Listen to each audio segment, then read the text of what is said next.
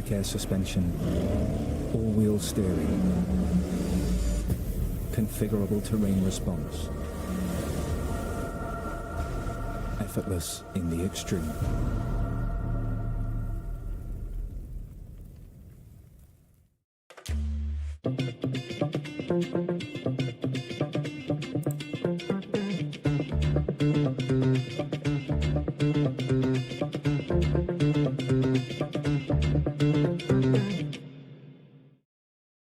Big season. More reasons to say yes. Yes to in-game live stats. What a home run for Soto. With Strike Zone, pitch by pitch, and player stats. Live stats. Check it out now on the Yes app.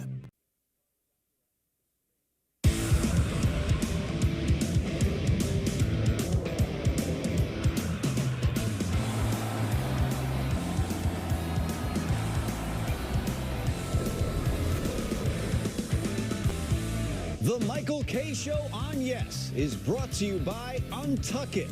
Shirts designed to be worn untucked. Shop now at untuckit.com.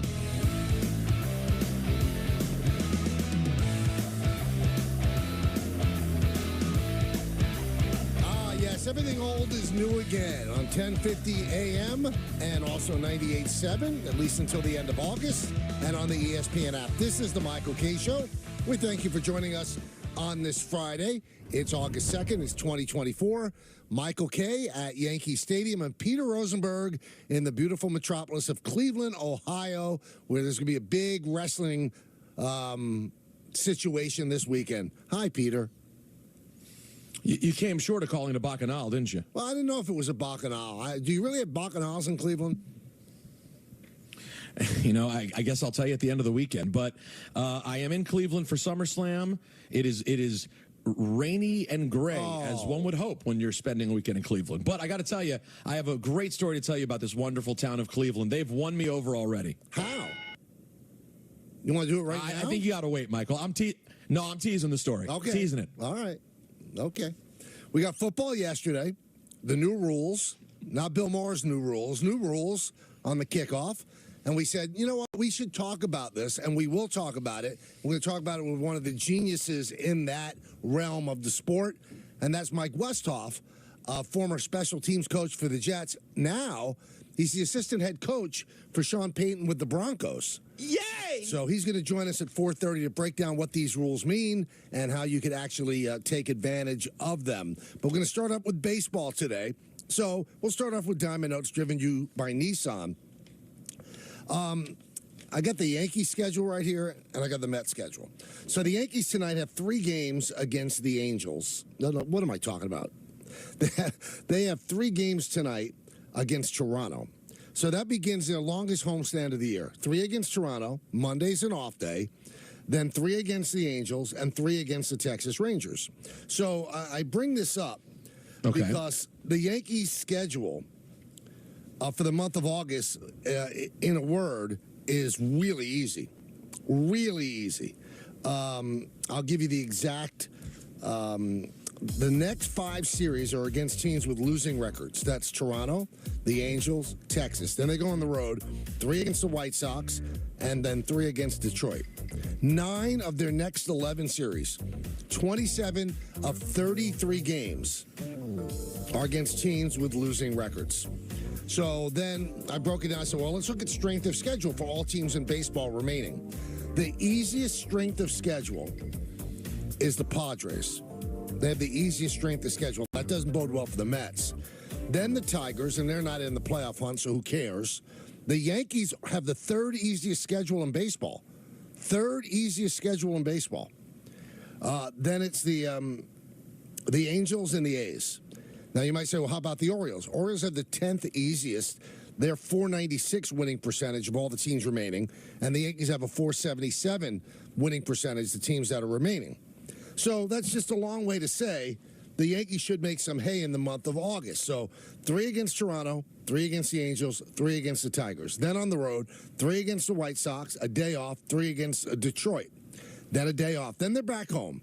3 against the Guardians. The Guardians are playing the Orioles right now, and the Guardians beat the Orioles last night, which means that the Yankees and the Orioles are in a dead heat atop the American League East. Oh, yeah. Then 3 against Colorado. Colorado stinks. And then 3 in Washington against the Nationals. Nationals aren't that good either. And then the month ends with 3 games in New York against St. Louis.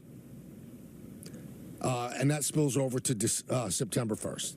So not too bad. And the Yankees got hot at the right time, winning 5 straight and going 5-1 on that road trip where they could have been limping into this easy part of the schedule. Now, let's look at the Mets. The Mets, in the month of August, they start with 3 games against the Angels right now in Anaheim starting tonight. Then they have to fly to St. Louis to do a makeup game.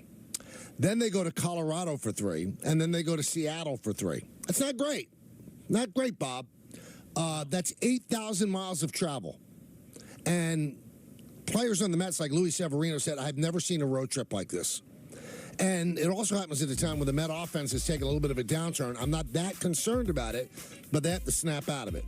Then they have an off day before they start a homestand. And the homestand at the beginning is pretty easy. You got 3 against the A's and 3 against the Marlins. Oh, okay, you got to do damage there. And then 3 against the Orioles. And this is where it gets really insanely difficult for the Mets. After that 9-game homestand, they go on the West Coast again.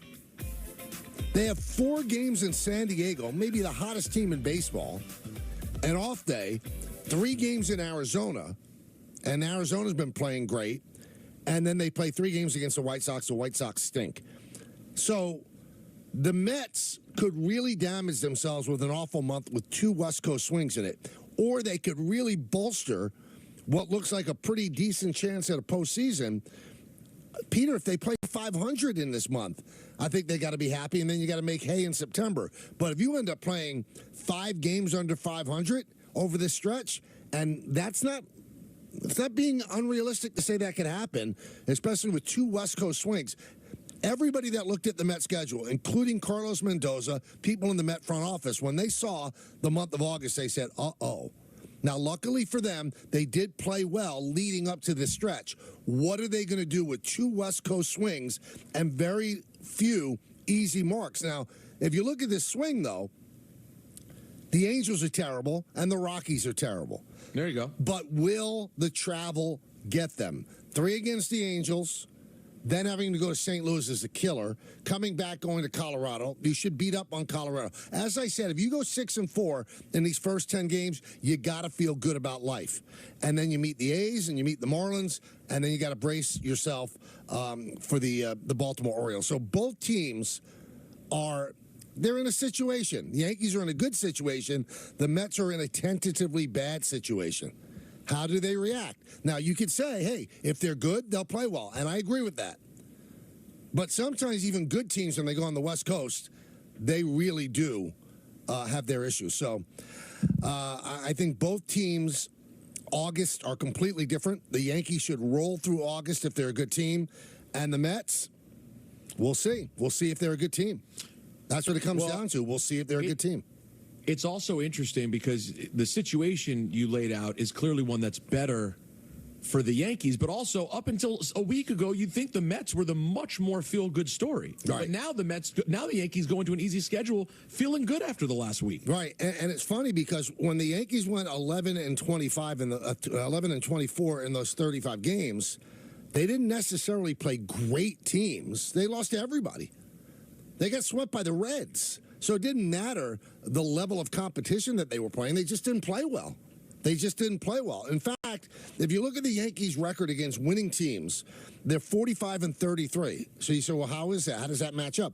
How is that? That's the second best record in baseball. And they stumble against teams that are bad. Losing teams, they're 20-12, which isn't awful, but it's just the 7th best mark in baseball. So they actually do flex against winning teams, and they kind of play below their or down to their competition. But it's hard to say that too, because during the 11-24 stretch, they did play bad teams and they lost to them. So sometimes it doesn't matter who you're playing; it matters when you're playing them, Peter.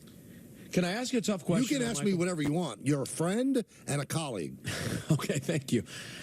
I mean, if you're being fair, when we judge what makes a really good team in any sport, isn't it usually you beat up on the bad teams? Yes. And then you play about 500 good teams, but the Yankees have it the other way around. Yeah, which to me gives a little bit of pause, but also it gives you hope that maybe they could overachieve depending what their matchup is. Yeah, absolutely. But you hope that they feel good about themselves going 5-1 on this road trip, winning 5 in a row, and they absolutely slap the living breath out of these bad teams. I mean, they've got to beat up on teams like Toronto. I mean, Toronto is a shell of itself. I mean, they've traded everybody. There's no reason that the Yankees are 5-5 against Toronto. Not good enough. That's what I mean against bad teams. 5-5 against Toronto. So they've got to win these 3 games. I know it's hard to win every single game. And this game's important tonight because you got Marcus Stroman on the mound. And Marcus Stroman, since the end of May, has not pitched well. There's no way to, gloss over that. He's pitched poorly. People have hit his sinker. That's his best pitch. So he's got to go up against his former team and make them look silly tonight. And the Yankees have to beat up on Kevin Gausman, who's coming off a complete game victory, but he has pitched poorly against the Yankees. Before this year, he had about a 1.15 ERA against the Yankees' lifetime. This year, he's got over 10 ERA in the starts he's made against them. So we'll see what Kevin Gausman comes out to play tonight in the Bronx. 1-800-919-3776. Those were Diamond Notes, everybody. Driven by Nissan. You deserve a car that thrills you, and Nissan's got an exciting full line that'll put goosebumps on your goosebumps. Experience the thrill for yourself. Shop your local Nissan store at nissanusa.com today. Now, excuse my ignorance, Peter. Yeah. SummerSlam, is it at the Brown Stadium or is it indoors? The beautifully named, the flavorful Cleveland Browns Stadium, which it does look like a very cool building. It's a nice building. They're at the arena. Is it a nice building? It's a nice building. It's better than Municipal Stadium. What about, now tell me about Progressive Field, though. Love it. One of my favorite fields. Because guess what, Michael? Guess what the city of Cleveland did for me today? What'd they do? Tell me. I get a DM from the city. That's a direct message for you Luddites. I get a message from the city of Cleveland. The actual whole city. I forget which account it was, but like, welcome to Cleveland. Come on down to Cleveland town, everyone. So they say to me, I'm not kidding, random DM, we're big fans of yours. We know about how you like the silly Cleveland tourism song. Right. See our river that catches on fire. But we don't want that to be your only impression of Cleveland. So if you don't mind telling us where you're staying, we'd like to send you a box of treats to welcome you here. And we're going to leave you some tickets to the Rock and Roll Hall of Fame and the Guardians game tonight. Wow.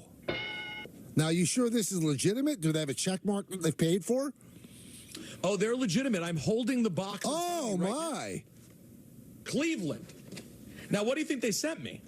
Let's see. What are they known for food-wise? Our economy's based on LeBron James. All right, we can't play it anymore.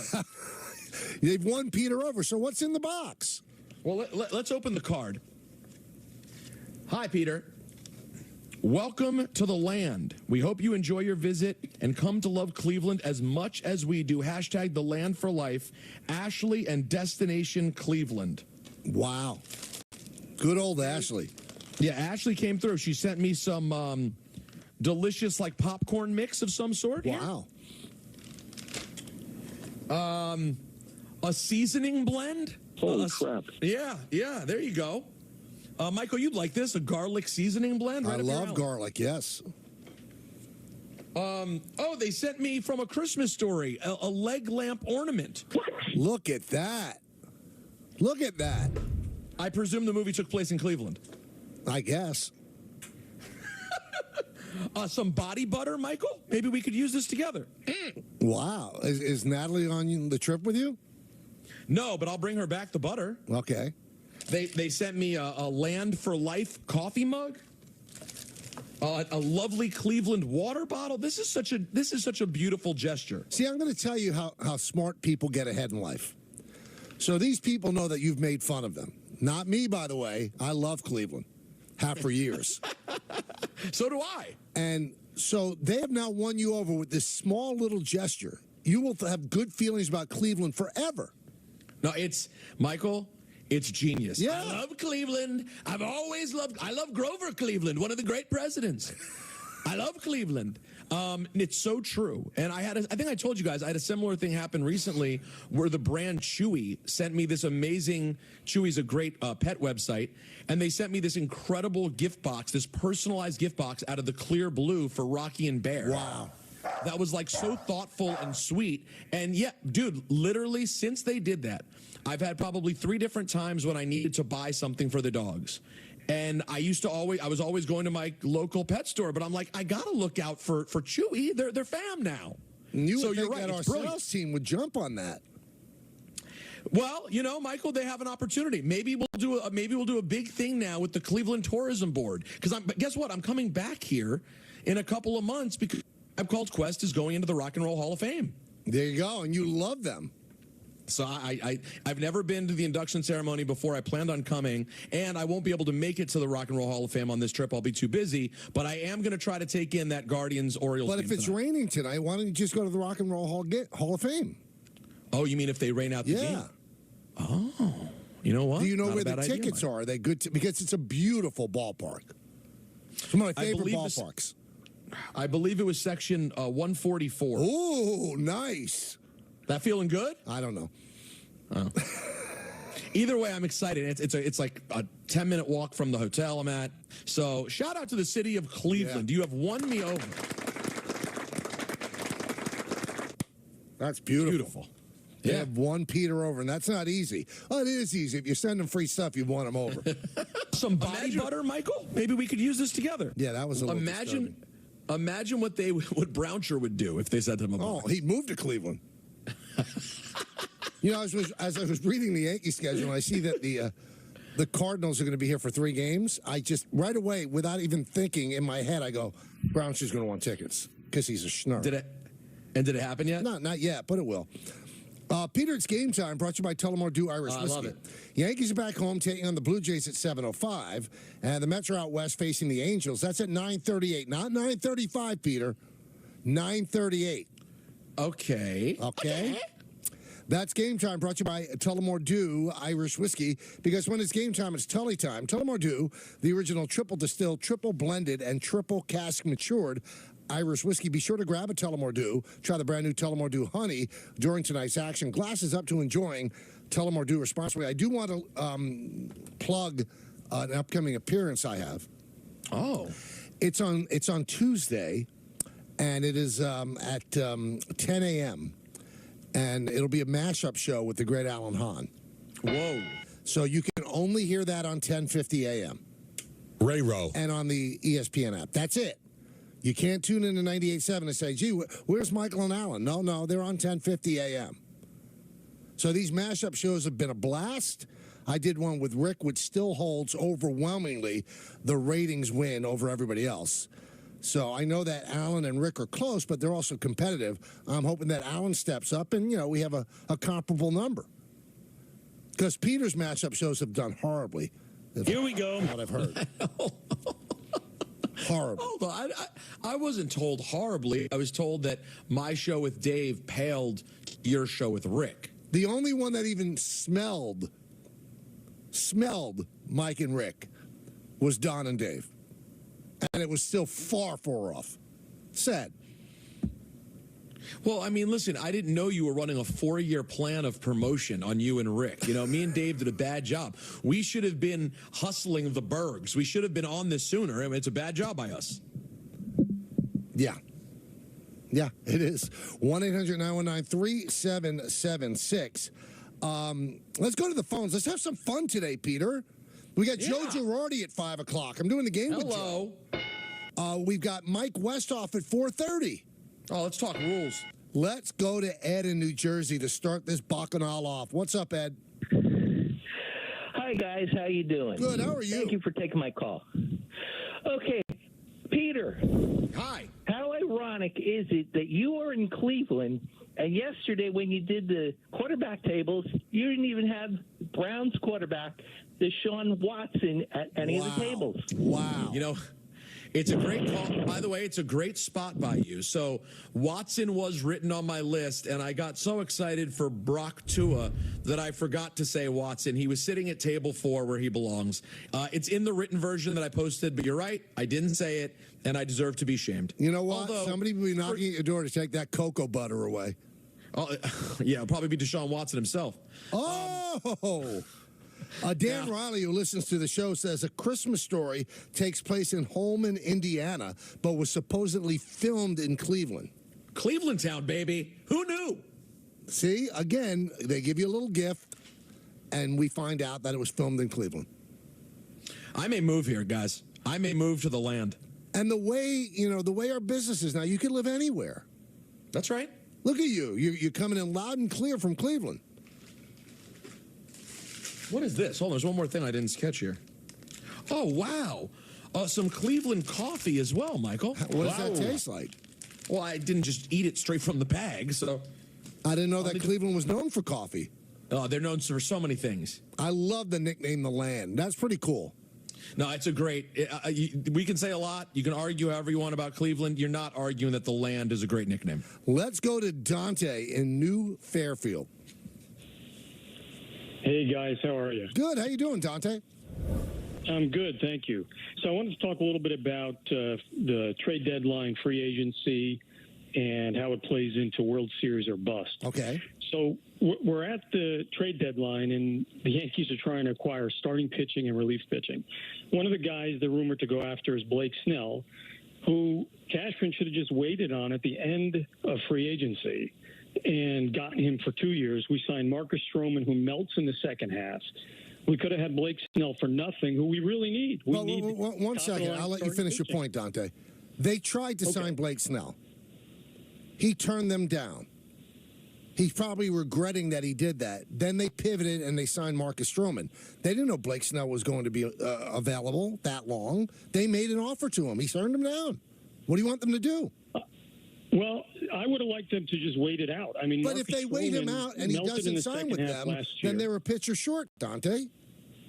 But I don't think Stroman is good enough anyway. Well, you know what? He has not been good in the second half, but he's 7-5 with a 3.64. You can't say he's been awful. No, but we're trying to win the World Series, and that's the second part, right? So if he's not good in the second half or the playoffs, then to me, it doesn't mean anything. The Yankees, the World Series or bust is a real thing for me as a fan, because the Yankees are not a football team developing a young quarterback or moving somewhere. They have old players. We have to win the World Series, or this season is worthless. Well, I understand your thinking like that, but you can't say they have all old players. I mean, Anthony Volpe is young. Ben Rice has played a big role. He's a rookie. Austin Wells is a rookie. Luis Gil might win Rookie of the Year, so you can't say they're old. I mean, Juan Soto's 25, Dante, so, I mean, pump the brakes a little bit. Old. Yeah, I know Aaron Judge is 31. I understand that. And Stanton is 34 years old. But don't say they're old. They're not old. Jazz Chisholm Jr. is 26. I mean, so what are you talking about? Luis Gil is a kid. He's a rookie. People just are myopic. They made an offer, allegedly, reportedly, 5 years, $150 million, and Snell turned it down. So he ended up taking 2 years at 60. Believe me, he regrets not taking 150 for 5 from the Yankees. Well, you wanted the Yankees to say, okay, we'll wait around and see if nobody offers him money. They had a pivot, so they went and got Marcus Stroman. And by the way, Marcus Stroman was a big part of the first 70 games that gave them the cushion to have such a bad 35-game stretch. Remember, Blake Snell signed late. He was totally a negative for the first month and a half of the season. Got hurt again. Only recently has he pitched well. And if Yankee fans, the way I know him and love him, they would have been all over him if he pitched the way he did at the beginning. Dante, revisionist history, dude. Sorry, doesn't work. Hey, I talk for a living. Oh. And whether I'm in the studio or at the ballpark.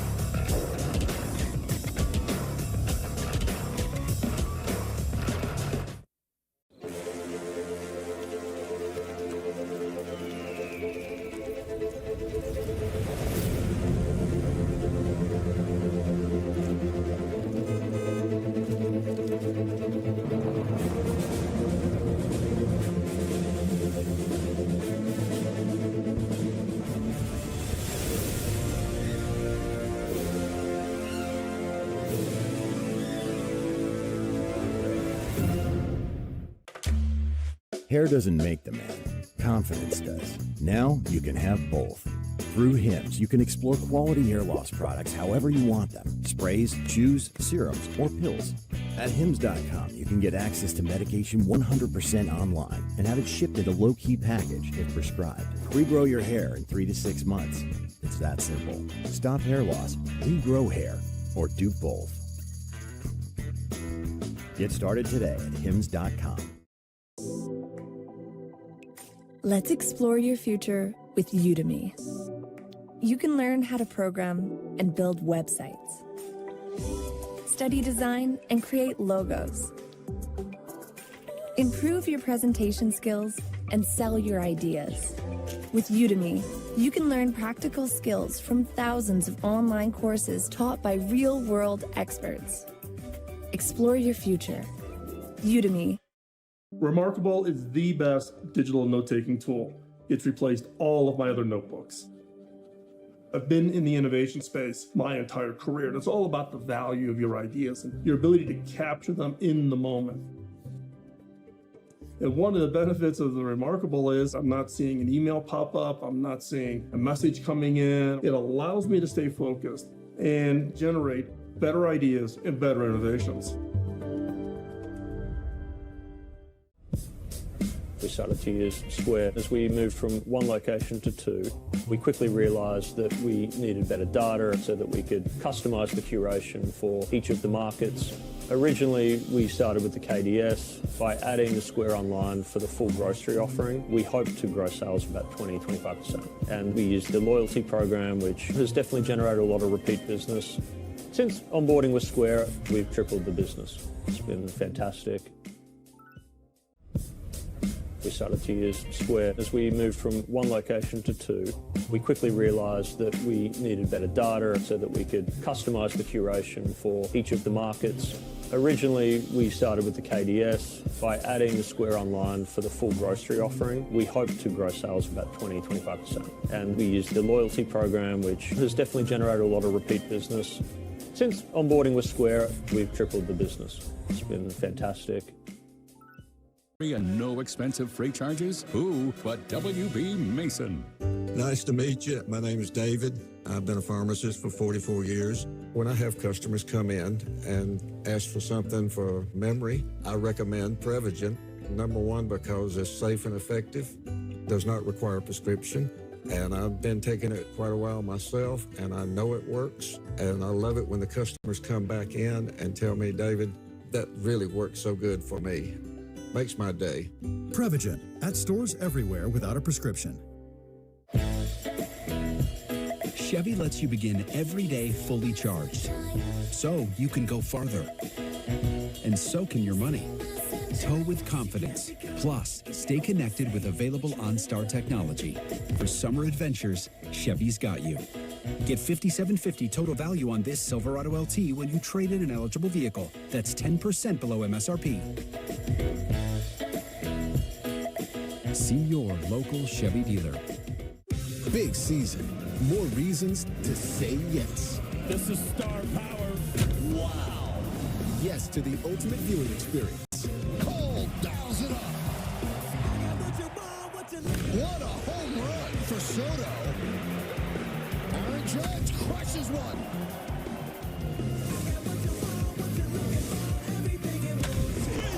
Get all the Yankees action. The Yes app. Download now.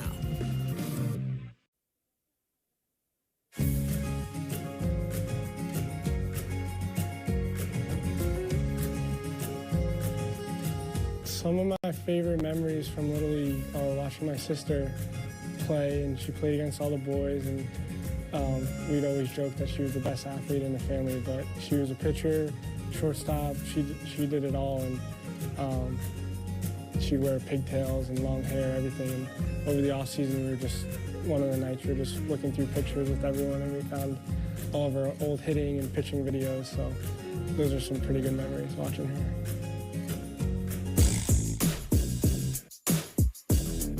Yankees starting lineup here on 98.7 ESPN is brought to you by Big OT. We've got Alex Verdugo leading off, playing left.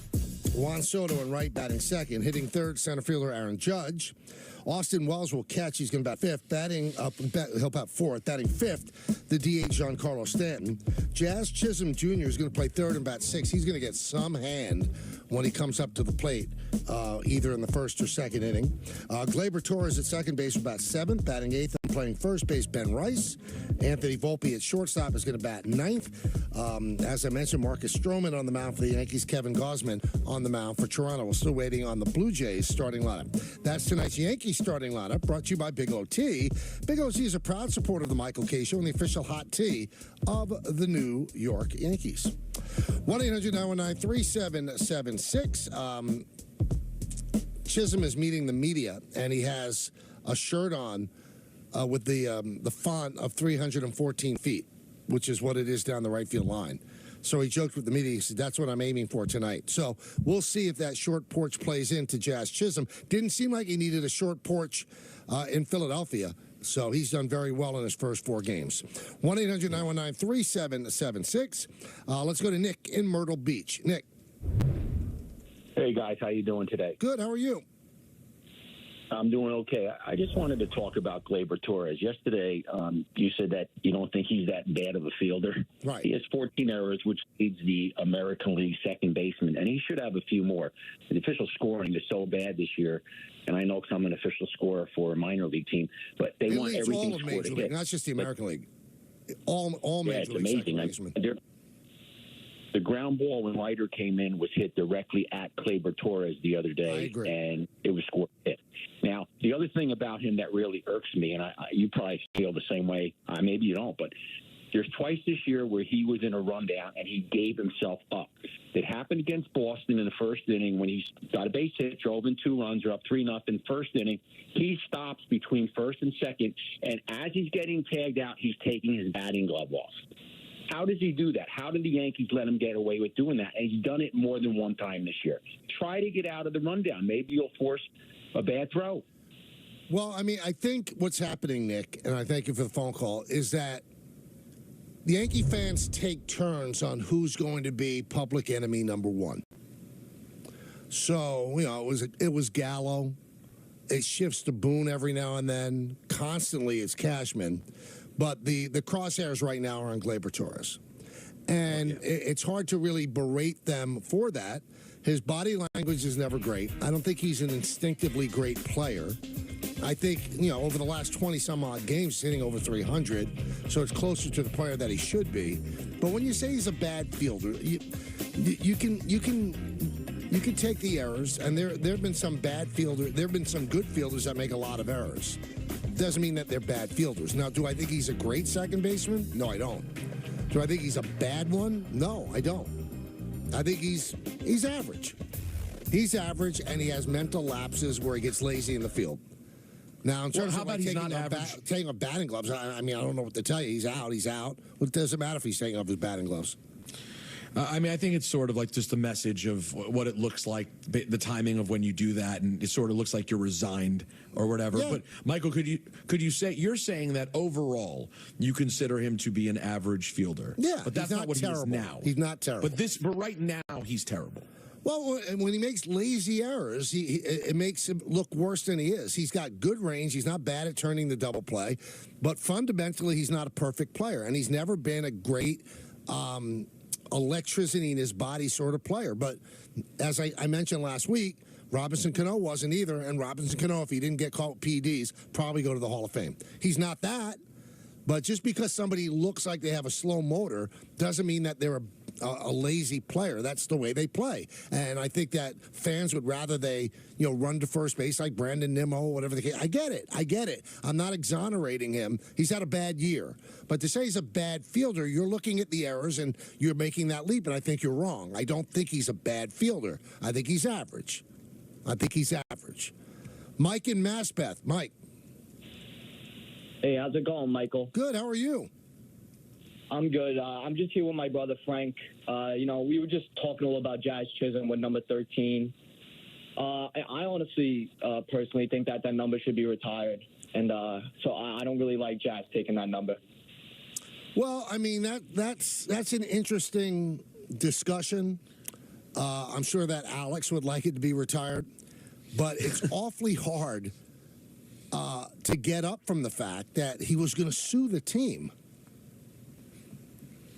I mean, it would have to be this grand gesture by Hal Steinbrenner to forget about all the things that Alex did. Now, do I think that Alex is sorry he did those things? Yeah, I do. But, I mean, there's a lot of baggage with that, too. He got suspended for a year for PED use. So it's awfully hard. It's awfully hard for them to justify, retiring that number. Now, if you just look at that number and go, based on production, of course. He's better than a lot of the guys that have their numbers retired. He's one of the greatest players of all time. But you can't separate his greatness from the fact that he got suspended for a year for PEDs. And when he got suspended, he was prepared to sue the team. And then later on admit it, I was wrong, and it just took his punishment. I think he's changed.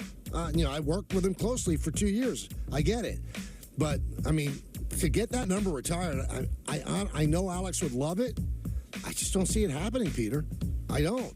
And it's not based on his production, because as a baseball player, he's unbelievable. 696 home runs, 3-time MVP. They don't win the 2009 World Series without him. 14-time All-Star. He's one of the greatest players who ever lived. But it's hard to say that stuff and not say, also, got suspended for a year.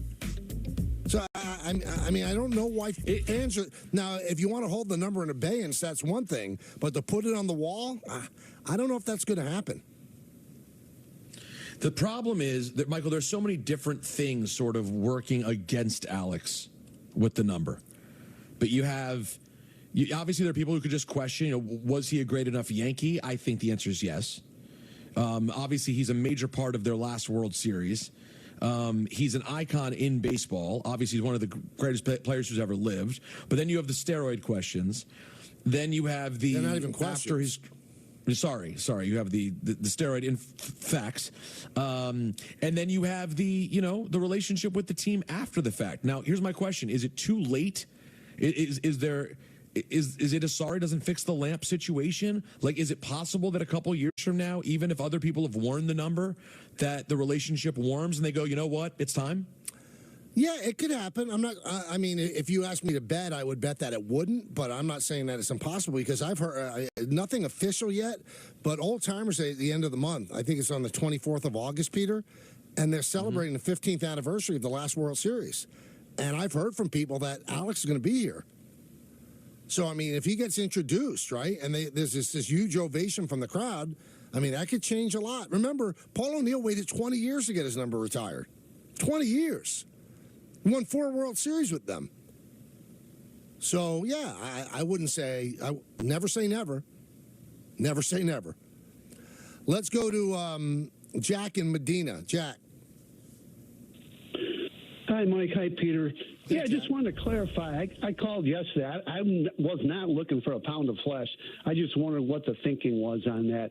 And another thing you touched on yesterday, and I couldn't agree with you more, Aaron Judge, and I'd even throw Mookie Betts and some of these guys. And years from now, every one of these pitchers is thrown into the 90s. For these guys to hit for the averages they do, I got to agree with you. They're better than some of these old-time players. It's harder to hit a baseball now. That's just a fact. Jack, I couldn't agree with you more. I thank you for the phone call. The Major League Baseball average, as a sport, they're hitting 243.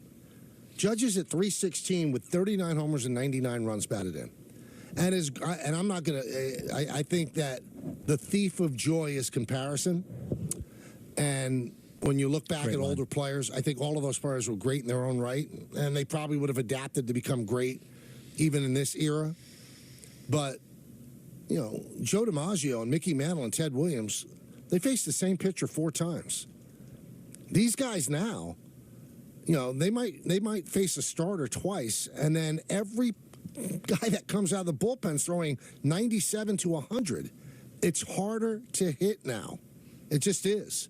So when you compare the numbers that Judge has that only, Babe Ruth has had over an 80-game stretch, just please consider how amazing that is in the era in which he's doing it. against pitchers that they didn't have back then. For every Bob Feller who might be great in this era, there weren't guys throwing 97, 98, 99 out of the bullpen, nor, the second, third, fourth starters in the rotation. I'm sorry, there weren't. It's harder to hit now. Joe in Morris Plains. Joe. Hey, how you doing, man? Good, Peter. how are you? I'm good, thanks. Listen, I've never been a fan of Glaber's. I've wanted him gone for the last 3 years. You had a caller that called in about the errors and stuff, and he's absolutely right, okay? But now it's getting to the point with me where these last 50 games or so that we have for the season, I can't sweat this kid out anymore at second base. Boone's got to acknowledge that he's a defensive liability, okay? And you have moves that you can make. That's DJ's regular position. He could be moved there. I know that he likes to sub DJ to first, with Rice. Rice, if I got to take my choice between Rice right now and Glaber out there, I'm going to go with Rice. Rice hasn't done anything that I could say that the kid's horrible at first base. So, it's just my opinion. I'm sweating these games out lately, like in the 8th and 9th inning. And there's no reason for him to be in the game at that point. I think so. If he loses games there, then they will do it. But I truly believe they don't think he's a terrible second baseman. And despite what the errors tell you, he's probably a better second baseman than Ben Rice is a first baseman. Ben is a neophyte. He's a catcher who's done a really nice job at first. But you're not going to confuse him with Don Mattingly. He does make some mistakes over there, and nobody's ripping him for it. So I understand taking him out for defense. They don't think Gleyber Torres is a bad defender. They don't, and he's not. And they in a close game, if you take him out, that means you're taking out his bat too. And he's hit over 300 for 22 games. So he's finally waking up. So if you actually put DJ LeMahieu there, and I know he had 6 RBIs the other day in Philadelphia, this guy hitting 180. So what if the lineup comes around to him in a close game again? Wouldn't you rather have Gleyber Torres up than DJ LeMahieu? These are the questions that Aaron Boone has to deal with. All right, what's the likelihood of Gleyber making an error that's going to blow a game? And then what's the likelihood of DJ LeMahieu getting a hit in a big spot in the 8th or 9th inning when Gleyber Torres would have been up? Joe in New Jersey. Joe. Michael, Joe, Papa Joe, how are you? Good. What's up, Joe? I love you. I love you guys. You guys do a great job. 2 things. Gleyber Torres, he's just not dependable, and he doesn't project a New York Yankee. It's just what it is. If you're bringing up kids, you don't want them to play like that. You want them to play like somebody else. That's just Gleyber Torres. He's just the way he shrugs his shoulders and everything. But the main reason why I called was because A-Rod. A-Rod's maybe one of the top 50 players that ever played the game. Might he was be one incredible. of the top 5. Yeah, exactly. And he was suspended only because information was leaked out about, and you can help me with this, because I'm not sure of the details. It was about 150 ball players took this super confidential thing, and nobody was going to ever. But A-Rod was the only one that got leaked out. Big Papi was involved in that. He did the drugs. Joe, but he didn't get suspended because of that list. He got suspended because of the involvement with Miami, with Biogenesis. That was leaked out. So it wasn't as if he ever failed the test, but he was obviously buying PEDs from this guy. So it was an anecdotal trail, and they presented it to him, and he said it wasn't true, but they knew that it was true, and that's why they suspended. It had nothing to do with the list. If it had to do with the list, well, then Big Papi would have been suspended. And since that list has been leaked, I think, to the New York Times, the Commissioner of Baseball, Rob Manfred, refuses to taint the career of David Ortiz and saying, it could have been wrong. It could have been a bad test. So I don't think, and no one on that list got punished. No one. That's not why A-Rod got suspended. He got suspended because of the situation with the guy down in Miami. There was a paper trail where this guy gave him up to save his own hide. It was sloppy. Alex got sloppy. And that's why he ended up getting suspended. I think it was for like 215 games, and then it got cut down to a year. If he doesn't get suspended, Peter, he finishes with about 725 home runs. Probably takes a run at Bonds, too, if he never gets suspended, if he doesn't have the hip injury either. So, 696 looks great, But if he doesn't have the hip injury and he never got suspended, he might be the all-time home run leader. Yeah. 1-800-919. What was that? No, there's no arguing with the player part. No, That's not in the conversation. Player's unbelievable.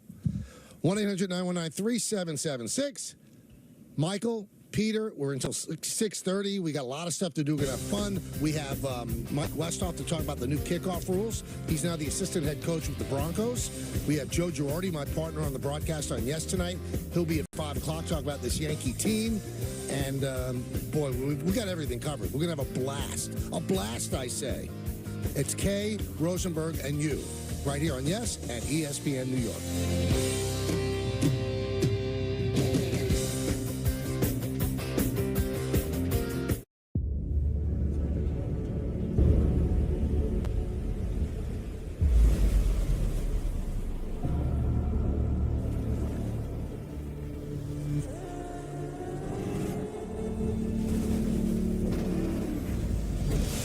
I love it when people say that something's impossible. I see that as a challenge.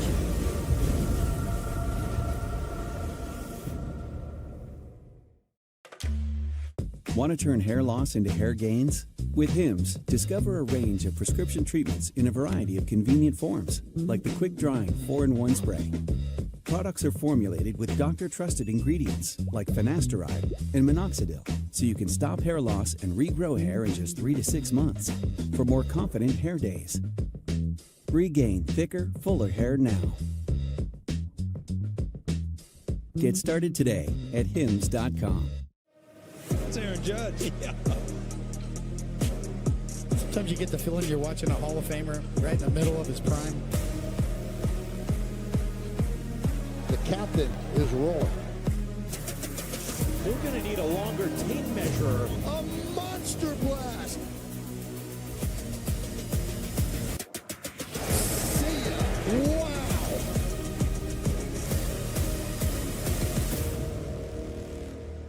Tag Toyota Pinstripe Pride and post pictures to social media that reflect your love for the Yankees. Pinstripe Pride is brought to you by Toyota, the official hybrid vehicles of the Yankees. Say hello to the Bronx Buds, Yes's first ever animated series for the whole family. The crowd goes wild! That takes you on a baseball adventure around the Big Apple. Hexclad presents Bronx Buds, premiering Saturday, August 17th, exclusively on the Yes app, presented by Hexclad. Magnifico. If anyone knows the joy of rescuing animals, it's me. Just ask my rescues, who are all very important members of my family. Your life can also be forever changed by adopting a shelter pet. And it's not just about happiness your pet gets from finding a loving home, but that which you'll get from bringing them into your life.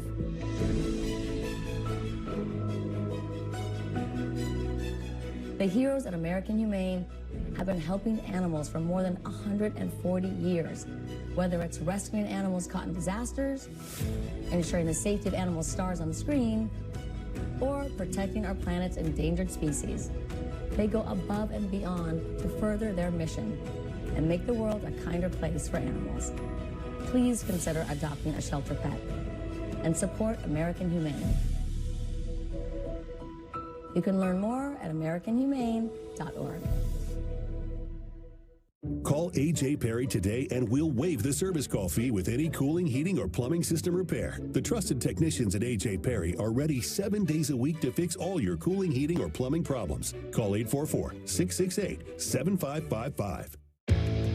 Make this a summer to share in the 3-row Kia Sorento, the tech-forward Sportage, the available all-wheel drive Seltos, or the IIHS Top Safety Pick Plus Telluride, each one recommended by Consumer Reports. This summer, visit your local Kia dealer. Lease the new 2024 Sorento LX for $289 a month. Popeyes has the best of both wings. Our juicy chicken is marinated to perfection with 2 distinct twists on all 6 flavors. Whether you prefer our spicy bone-in wings or our classic tender white meat boneless wings, we've got the best of both. When I hit 80, I needed help around the home. A friend of mine told me to call Freedom Care, and they'll pay my granddaughter to take care of me. Funded by Medicaid, Freedom Care allows people to choose who provides their care, and the caregiver gets paid instantly after their shift. Life is sweeter with her around. Nana gave me so much joy as a child. Now it's my turn to return the love. Call now to find out benefits and pay and how fast you can get started. Big season. More reasons to say yes. This is star power. Wow. Yes to the ultimate viewing experience. Cole dials it up. What a home run for Soto. Aaron Judge crushes one.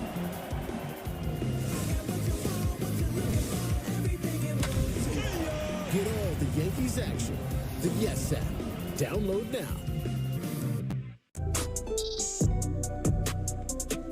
I'm an actor in an ad that was given 12 seconds to remind you that if you're high, just don't drive. Because if you feel different, you drive different. It's illegal to drive high everywhere anyway.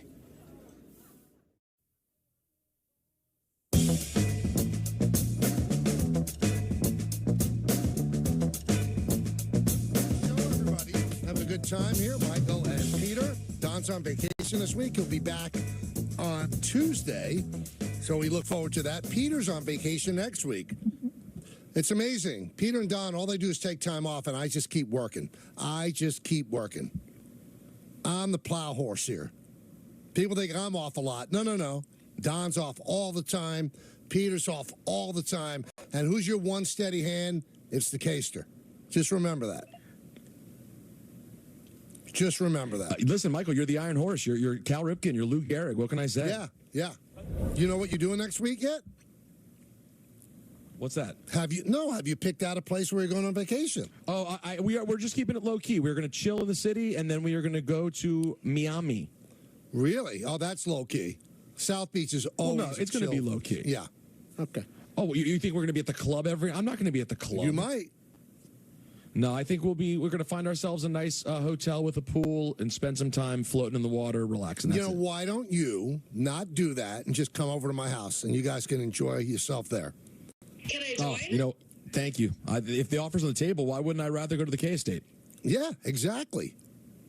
We'll have the guards let you in. But we're going to Miami for 6 days, though. Are you good with a 6-day trip? If you wanted to move there in our house, we'd allow it. Thank you, Michael. Thank you. Let's go to Jason in Long Island. Hey, Michael. How are you? Good. How you doing, Jason? All right. Hey, Peter. How are you? Good, buddy. Good, buddy. How you doing? I'm good. So I'm just sitting here listening to you guys, and I don't know if I'm losing my mind or if I'm misremembering, but I could have sworn that A-Rod, after he retired, was hired as the special assistant to Hal Steinbrenner, and he was in spring training, and I thought that whole thing had totally thought out. And did he get hired in that position? Yeah, he was. You're not misremembering. He did. And remember, he still had some time left on his contract, so they used him as a special assistant. But believe me, the fact that he tried to sue the team still rankles people in the front office. I'm just telling you the truth. And A-Rod and I are friends. I'm just telling you the truth. That stuff is not forgotten. Yeah, he was a special assistant. He's not anymore, but he was. And in his time on Fox and when he did the K-Rod stuff with me on ESPN, very, very critical of Brian Cashman. Very critical. So they're not grabbing dinners together. No, they're not. And Brian's cool with stuff like that. I mean, he hears, a lot of people don't like him. He hears what the fans say. I'm sure he sleeps well at night. But, somebody asked me, they think that 13 should be retired. I'm being honest. I'd be surprised if they did. I'd be surprised if they did. Frank in New Jersey. Frank. Hi, boys. How you doing today? Great. You? So I got something for Michael and something for Peter. Okay. I'm doing pretty good. I got something for Michael, something for Peter. Michael, what they say about Glaber, I understand the negative things, but, then he's Johnny on the spot the other night when making that great play off the ricochet off the first baseman. Right. So you see the hustle in him, and he's got a great bat. You know, you just got to put a little spark in him. I think he'll be fine, but I also agree he won't be with the team next year. No. And I had something for Peter, too, if possible. Sure. Peter, you're at the wrestling show. That's a great weekend. I think, and I want to get your opinion, I think the Punk Drew McIntyre fight might be the steal of the show. I'm surprised it's not going to be in a cage, but it doesn't even need that hype. And I think the women's championship match is going to be great. Your thoughts on that? And where are we with Charlotte Flair? Is she coming back? Well, I saw, thank you for the call, man. I saw Charlotte post a video this week of her at the Performance Center working out, so she looks closer. And yeah, both women's title matches will be fantastic. And I agree. The McIntyre Punk match, that is to me the match of the weekend. Can't wait for it. John in Rochester. John. Good afternoon, gentlemen. Peter, go Commanders. I'm excited about this year. I'm feeling good too, man. Michael, I know this.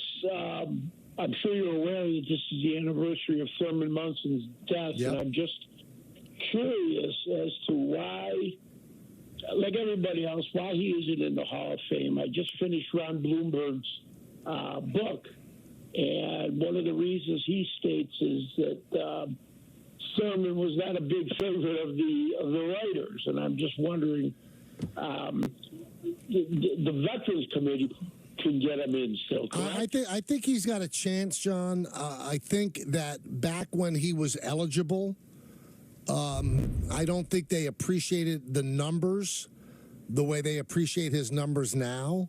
And if you look at some of the catchers that are in there and compare their numbers to Munson's numbers, Munson compares favorably. So the guy was an MVP, won 2 World Series, 7-time All-Star, 3 Gold Gloves, 292 lifetime average. I think there's a chance he gets in. And he didn't have a terrible relationship with the writers. I mean, he wasn't like buddies with them. I don't think they hated his guts. Everybody respected him tremendously. And I think those guys, were voting back then. They're not voting now. But if Thurman gets in, it will be because of a special committee. I think there's a chance. I know there's a groundswell of support for him.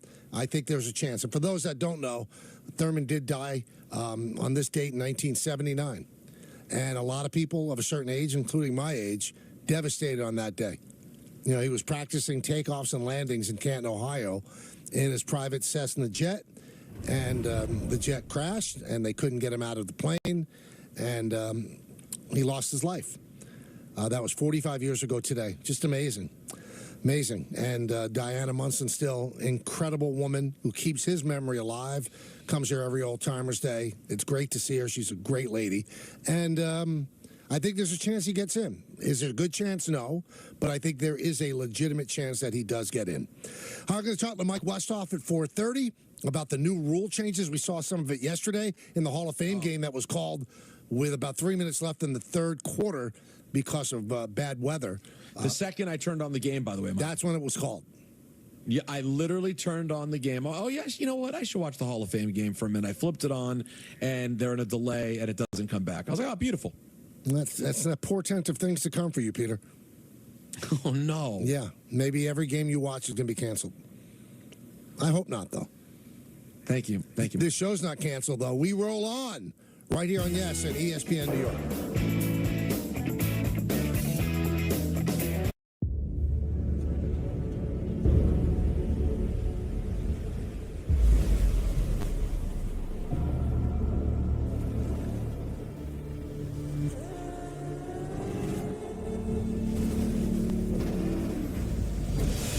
I love it when people say that something's impossible. I see that as a challenge.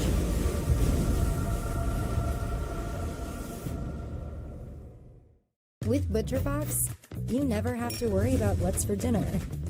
We deliver grass-fed beef, organic free-range chicken, humanely raised pork, wild-caught seafood, and so much more. Get high-quality meat sourced from trusted partners with free shipping always. So you can always be prepared and enjoy the important things. Sign up for ButcherBox today. Acorns is built to put investing at the center of your money. Every time you pay for something, they invest the spare change. Every time you get your paycheck, they automatically invest a little bit of it. And even when you buy from some of your favorite brands, Acorns gets you bonus investments. Yes, that's what it means to be growth-minded. To find every chance you can for your money to grow. Acorns, grow your own. Hard water makes it hard to keep your home looking like the work of art you've always envisioned it would be. Culligan softeners reduce hard water buildup and your cleaning time, transforming every drop, every splash, every rinse into the fine art of a long-lasting clean. With a Culligan water softener, revel in the breathtaking beauty of your home, just the way you've always pictured it. Culligan, water you love.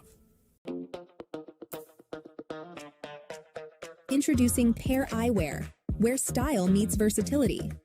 Choose from a variety of frame shapes, each designed to fit every face and every style.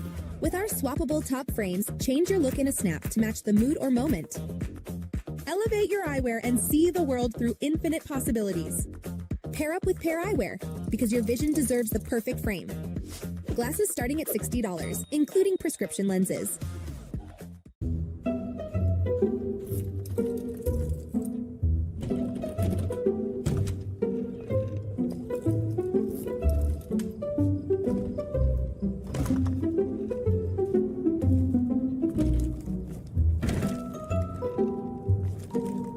There's an easier way. From little fixes to big projects, taking care of your home is easy with Thumbtack. Download the Thumbtack app and start caring for your home today. Get all the Yankees action. The Yes app. Download now.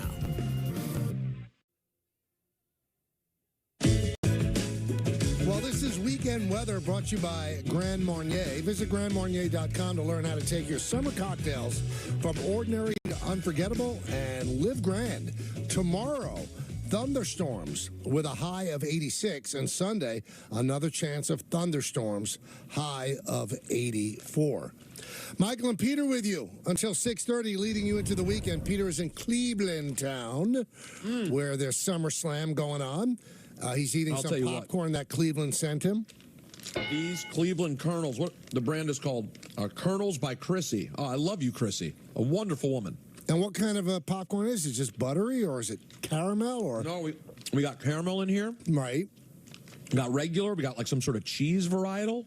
A varietal. Nice little mix of salty and sweet. I'm a really, really anti-fan of cheese popcorn.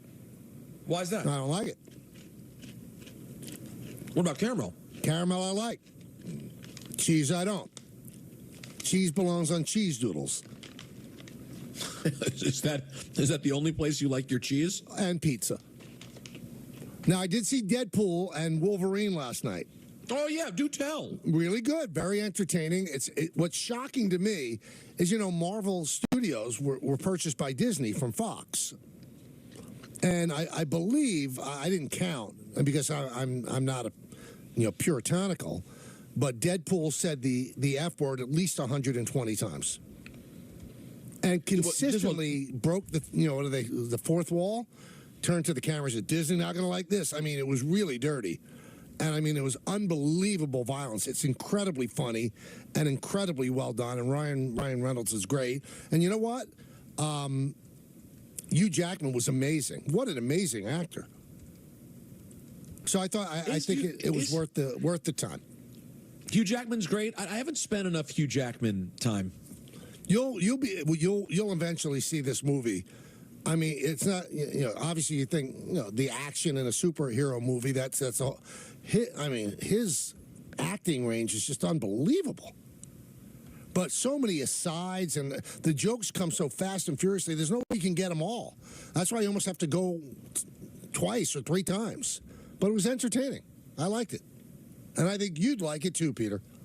You know what, Michael? I really appreciate that recommendation from you. I'm glad that you fought through all the curse words, because we know that, on the wrong day, you're a man who loves language. We know how your mother and father felt about certain words. So, well, but my father used that word so much.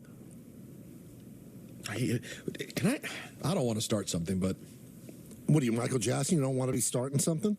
Oh, he wanted your to be. father. Was your father a hypocrite? I mean, well, what do you mean a hypocrite? It was just do as I say, not as I do. Isn't that sort of? But it was you know, it's a legitimate question. My father never came down. Well, first of all, we didn't curse in the house. It was my mother. My father was not the one who stuck the bar of ivory soap in my mouth because I said. Oh, that was your mom's. That was my mom. My father would never do that. All right. I mean, that would be hypocritical. My mother didn't curse. My dad was a great cursor. Because you realize, do as I say, not as I do, is basically could be translated into the words, I'm a hypocrite. Whatever. I think there's a lot of parents that don't want their children to do what they do. They want them to be better. That is true, Michael. You almost lapsed into Aaron Rodgers there. You know what, Michael? It's a great point by you. 1-800-919-3776. Month of August really favors the Yankees. Month of August does not favor the Mets simply because two West Coast swings, and they start that all tonight in Anaheim. The Yankees start in the Bronx against the Toronto Blue Jays. We had football for the first time yesterday. Here's something that I don't know, Peter. Maybe you know the answer to this. You know, there were betting lines on that game yesterday. Oh, you know, we talked about it. 2.5 points for Houston, right? Right. So they didn't cover because the Bears won, but the game canceled with 3 minutes left in the third quarter. Does anybody get paid? Is that an official outcome? Everybody gets their money back, Anthony says. I believe Anita said on Bart and Hahn that you have to play 55 minutes of the game for it to officially count in the NFL. And if there's anybody within the employ of ESPN New York that knows that, it would be Anita Marks. Absolutely. Well said. And you see, so, Michael, we went through a thing recently. There was the Ryan Garcia, Devin Haney fight. Right. Remember that fight? And in the end, Garcia ended up, he tested positive for a substance. And the fight got turned over. At that point, it was too late. It was a month removed from the fight, maybe more. Apparently, whatever happened, I talked to our friend Joe Fartnow, and Fortenbaugh told me that was it. There's nothing you can do. But I guess in this case, yeah, they have rules in place because it's not like any money had been distributed yet. The money was still with the book, so they can just give everyone back the money. Now, if you're betting with Fast Eddie from behind Clixies, I don't know what his rules are. But yeah, with the sports books, that makes sense. I do wonder what it would be with illegal bookies. I mean, I'm sure they don't have these like tried and true rules. You know who's got to call it and tell us how that would work? Fortenbaugh? No, I don't think illegal bookies would be his thing. I think Joey Clams might know. Well, why would you cast aspersion on Joey Clams like that? I'm pretty sure, Anthony, in the early days of Joey Clams, I feel like he was often talking to us about things like that. Well, you know who else would know? Incarcerated Bob. Oh, incarceration for sure. Yeah, because Incarcerated Bob, I think, has dabbled in, betting with illegal bookies. How dare you cast aspersions? No, that's a fact, Jack. Oh boy, I love Incarcerated Bob. I don't know that to be true. What you said though. I thought Michael, of a good in the business we call that dry snitching in the business. What you just did there. I thought of a great bet for our football bets this year. Oh, the loser, loser, I'm interested. Right? The loser gets his foot run over by a car. You think that's a good idea? Well, Don likes, really a pound of flesh. That'll do it. You're unbelievable. How about a slap tournament? Like, that's big now. So the loser gets slapped by the two people that didn't lose as hard as they can. Do you think they would sanction that? You mean our good friends at Disney? Yeah, and then there's another thing. So number one, with our friends at Disney, allow us to basically, do. I mean, listen, we're in business with Dana White, and he does power slap. Yeah, and that's what it is. So then there's the follow-up question though, Michael. Would Don hear slapping and go, "Oh, what? We can't punch each other in the face. We don't even want to be great." You know what? You can never make him happy. It's a great point by you. I'm told by Anthony Greek, who just by accident, Peter, by accident knows about this betting stuff. NFL exhibition season opened Thursday. Bears 21-17 victory over the Texans. Hall of Fame game. The game ended before the clock struck zero. Wasn't a fun outcome. The game was called with 3:31 remaining in the third quarter. Once that happened, well, here's what happened. Those who had the Bears at plus 2.5 on the money line and the under, as those bets were voided at a majority of sportsbooks due to house rules. Jeff Benson, Circa Sportsbook Operations Manager, was on the front lines to handle the blowback on social media. Game was called due to weather. It will be a refund on full game, money line, side, and total, plus the same for everything else. Don't shoot the messenger. I don't control the weather. So they have to play 55 minutes. Well, there you go. Why 55 minutes, you know? Yeah, now we're, hold on. Let me think through it for a second. Why 55 minutes? It's not like you're playing great players at the end of a preseason game. It means that you're more than halfway through the fourth quarter. Does that mean anything? No. This was in the third quarter. Oh, you mean 55? No, 55. Yeah, it's only 55 gets you more than halfway. Yeah. It's 9 minutes into the fourth quarter.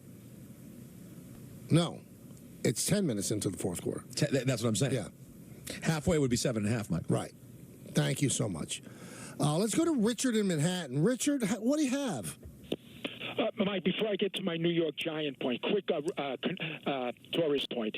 12 days ago, Sunday afternoon, Yankees are playing Tampa. Tampa has a man on second. The batter gets a base hit to center field.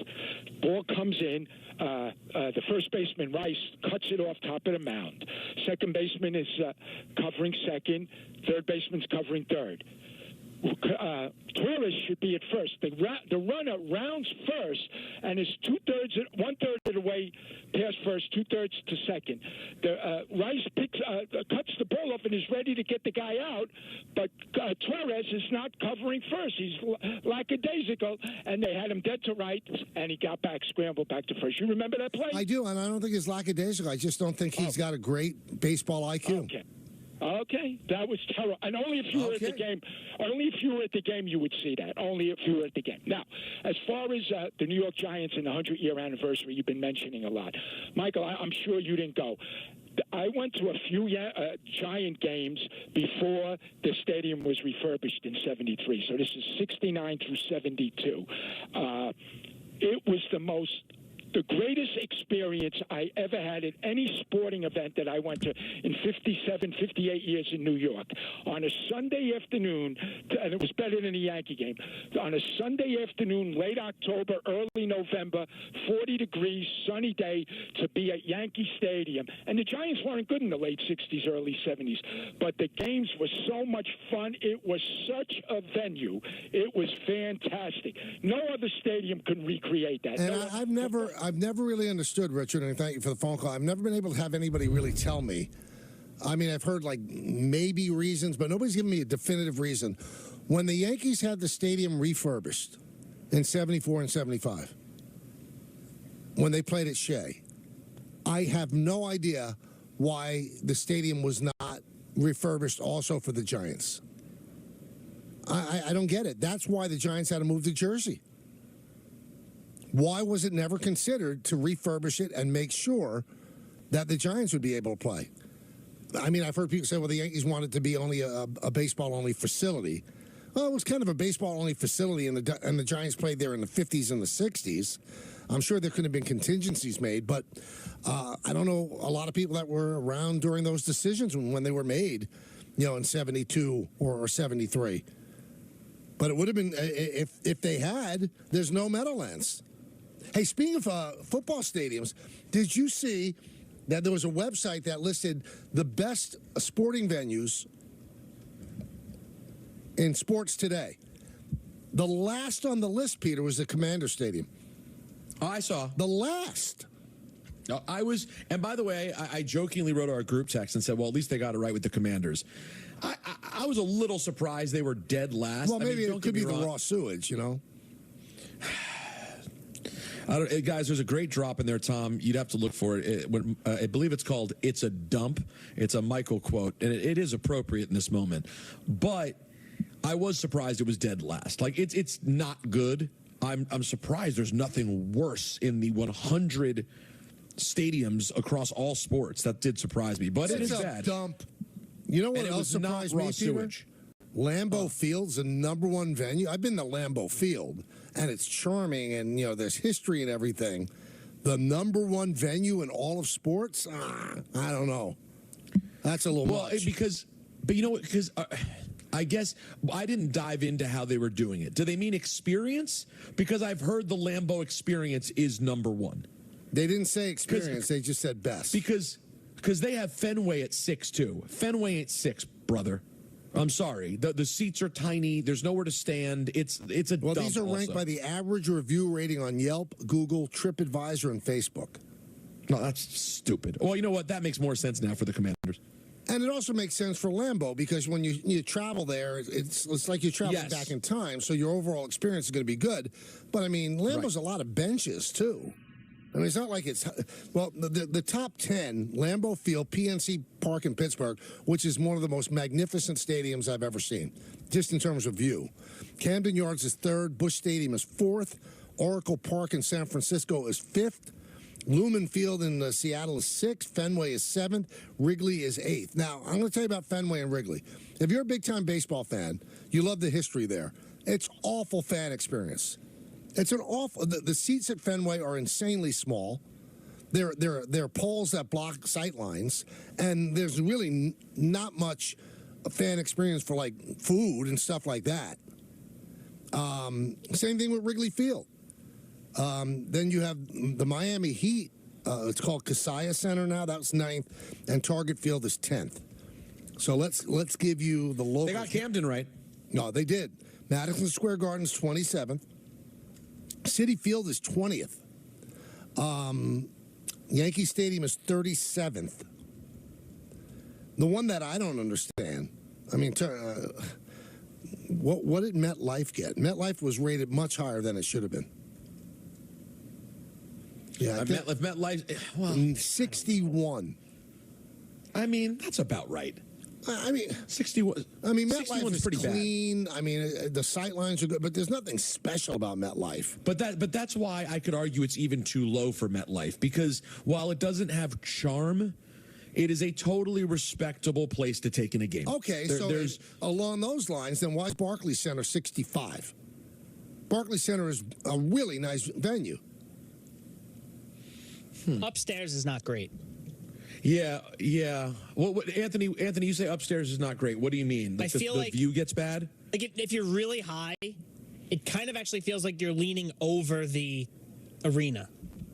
I don't know how to describe it really. It kind of feels like you're off balance a little bit. Got it.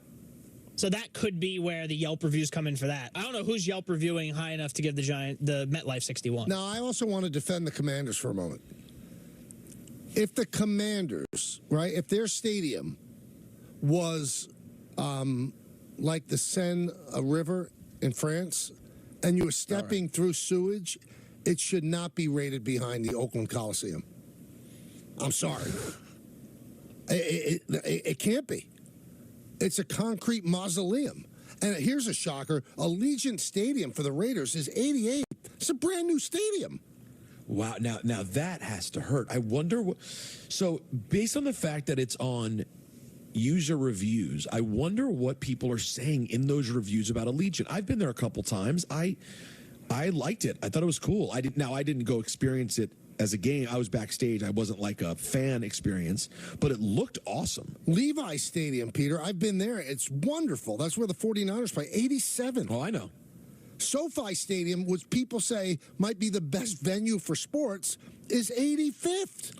Can I throw something at you for those three? Do you think it's possible, because those three are all great places, do you think that's all price related? Because this is being rated by consumers who, when you just forked over hundreds of dollars, get in a bad mood and write a bad review? Could be. Now, Greek went to the Raiders Allegiant. He said it's terrible. No food options, cramped stairs, no tailgating unless you pay huge money. Well, that doesn't sound great. Greek also said that he agrees MetLife downstairs is a good experience, but upstairs is a pain. Anthony Pusick makes a good point. He said about reviews, more people write bad than good. And that's what we get from our callers, too. But, okay, but there had to be some people that wrote good stuff about the ones that did well, right? That's a good point. Here's an incredible one, too. Intuit Dome, which is the Clippers' new home, right? Which is supposed to be state-of-the-art. Everything's perfect. How did they list it at 84? It hasn't even hosted an event. Chase Center, where the Warriors play. I've been in there. It's gorgeous. It's expensive. I think that might have something to do with it. That's listed as 83. You know what? I don't like. This is ridiculous. You're out. I'm out. You know what? Chase Center is like a perfect venue. Perfect. Kurt in Port Washington. Hey, Michael. How are you? Good. How you doing? Good, good. We speak all the time. You know I'm a big Mickey Mantle fan, or was. Mm-hmm. My question is this, my second question is around Duval. My first question about Mickey Mantle, in your opinion, had they had the DH in place during the Mickey Mantle 50s and 60s, do you think he would have hit 600 home runs? Probably, because there are times he just couldn't get out on the field. It'd be interesting to see Mickey having to face guys that threw 99 in the 8th and 9th inning. Maybe that would counteract that, but he'd have more bats, Kurt, because he'd be able to play more just to hit. Right. I mean, I'm of the opinion he would have hit 600 home runs. Yeah, he might have. The DH. He might. What did he finish with? 536? 530? 6, I think. Yeah. Yeah, I think there's another 64 in there. All right. My second question is around Duval, the reliever. Were there any bites, San Francisco? Were there any bites for Duval as a reliever from any team, in your opinion? I'm sure they called. I don't see why the Giants would trade him. He's affordable. He's excellent at what he does. So, I mean, the Giants really didn't make any big moves. So, no, I'm sure you check in on everybody, but I don't think that was something that was going to happen. Paul in Connecticut. Paul. Hey, Michael, how are you? Good. What's up? I know you don't want to hear any more about Glaber. I don't blame you. Whatever you guys want to talk about. Hey, we're here, man. Well, he is frustrating. Let's start with that. Mm-hmm. He's very frustrating to watch. Yes. It's been going on for years. Yep. And I don't want to knock the guy. He obviously can play.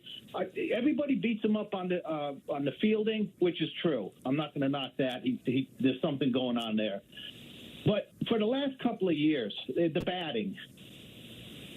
How come the batting coaches can't get the guy to put the ball in play and hit it to right center field like he's excellent at it? But every time I've watched him for the last 2 years, he's swinging out of his shoes. Is it all to do with money? Well, I think he becomes home run centric. Every batting coach the Yankees have ever had knows that the best way for Torres is to hit the ball up the middle into right center field. And then if it's a breaking ball, you pull the ball for a home run. You can't get in the box with the guy. It is what it is. That's what he does. That's his problem. That's why he's not a great player. This guy's hit 38 home runs. He hit 25 home runs last year. Yeah, everybody talks about the fielding, and the fielding's been disappointing with all the errors this year. 14 errors. I get it. I understand it. But the big disappointment is the offense. He shouldn't be hitting what he's hitting, 230. He's a better offensive player than that.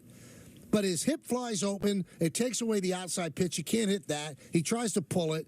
And again, you want to blame coaches. Blame the players. The coaches know the right thing for him to do. Hit the ball up the middle, hit the ball to right center field. With his power, he can get the ball out to right field, and then the breaking ball gets pulled. They tell him that. Once he gets in the box, it all goes away. Don't blame James Rosen. I just love how fans want to blame the coaches and the manager, not the players. Maybe it's the players' fault. Maybe Glaber Torres has a brain cramp when he steps in the box. Paul O'Neill preaches it for years. Up the middle, right center, that's the best Glaber. And when he's hitting well, that's exactly what he does. And then he falls into bad habits. It's not the batting coach's fault. It's Glaber's fault.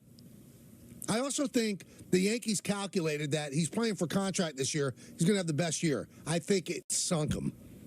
I think the pressure of playing for that contract, he desperately wants to stay here, has had him have a bad season. New rules in football, especially with the kickoff, as drastic a rule change as we've seen in football in decades. And we're going to talk to a man that knows that part of the game better than anybody. Mike Westhoff, former special teams coach for the Jets, now the assistant head coach for Sean Payton with the Denver Broncos. Mike's going to join us and try to explain that to us when we get back right here on Yes and ESPN New York.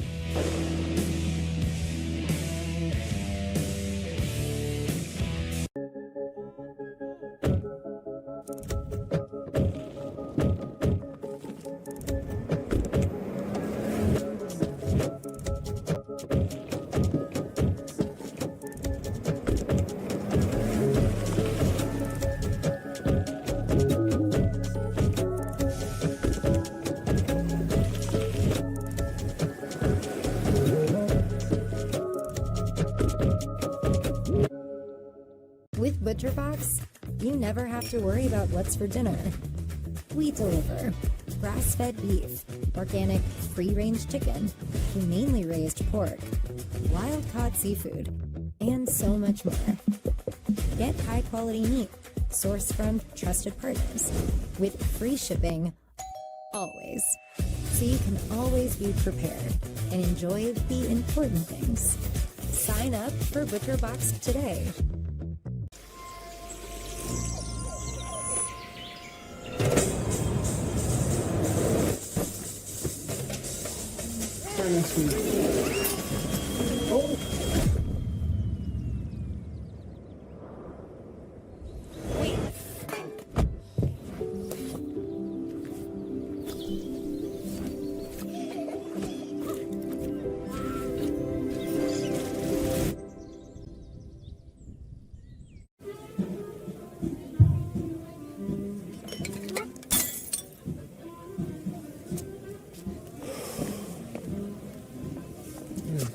Hey. Hey. Rental? Yep. You? Yeah. You know your shoe's untied. Oh. Don't let a boxy suit ruin your night. Read from theblackducks.com. We've tried other, HelloFresh. We did that for a while, and it was just getting complicated. There were times where I just had to keep skipping weeks because I didn't like any of the options. Like the recipes, I said, this doesn't look good, this doesn't look good. I very rarely have to skip with Home Chef. There's been several dishes that stand out, but the one that we always order on repeat will be the salmon. No matter what they have and what no matter flavors. what they have, they're great. It's always going to be good. We started to use Square. As we moved from one location to two, we quickly realised that we needed better data so that we could customise the curation for each of the markets. Originally, we started with the KDS. By adding the Square Online for the full grocery offering, we hoped to grow sales about 20-25%. And we used the loyalty program, which has definitely generated a lot of repeat business. Since onboarding with Square, we've tripled the business. It's been fantastic. Away makes luggage and bags that make packing, compressing, cinching, zipping, sliding, and going easier than ever. Away. Funded by Medicaid, Freedom Care allows people to choose who provides their care, and the caregiver gets paid instantly after their shift. Life is sweeter with her around. Nana gave me so much joy as a child. Now it's my turn to return the love. Call now to find out benefits and pay and how fast you can get started.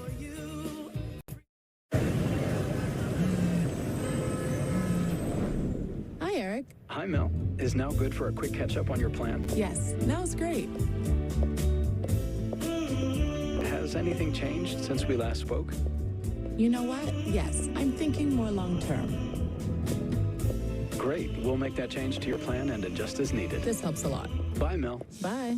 Make sense of your money with Citizens.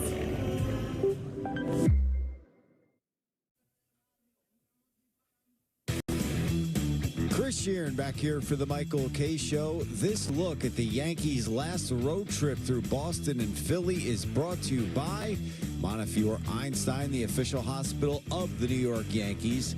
The Yanks had themselves a phenomenal trip. After taking 2 of 3 from the Red Sox, they went into Philadelphia and swept the Phillies. Along the way, they scored nearly 9 runs per game in this 6-game run. They are unbeaten, by the way, in the Jazz Chisholm era. They are tied atop the AL East with the Orioles, and they trail Cleveland by 2 games for the best record in the league. Now they return home for their longest homestand of the season, a 9-game, 11-day stopover in the Bronx, beginning with a 3-game series against the Blue Jays. Marcus Stroman gets the ball tonight, and our coverage begins with the batting practice show at 6, followed by the pregame, and first pitch is scheduled for a little after 7. It's the Yankees and the Blue Jays. Tonight, coverage beginning at 6 with BPTV right here on Yes, and streaming, of course, on the Yes app.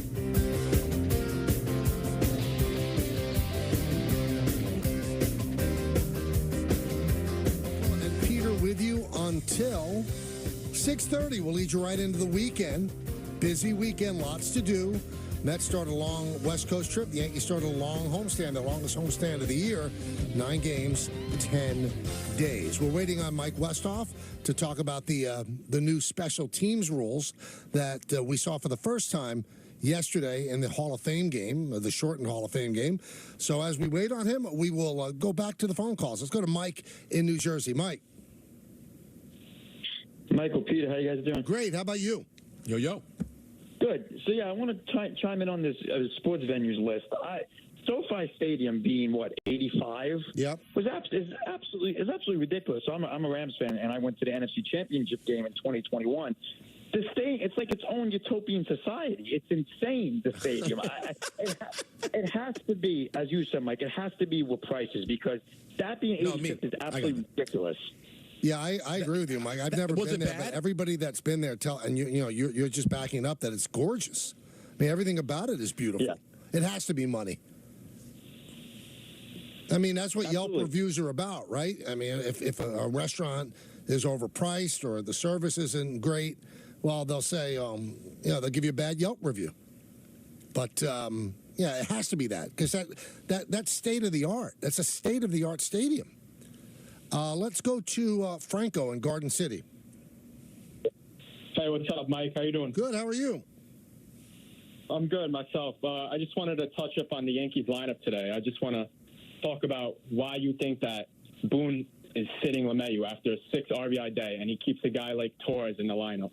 Well, Torres is hitting over 300 for 22 games. LeMahieu had 1 good game in the second half of the season.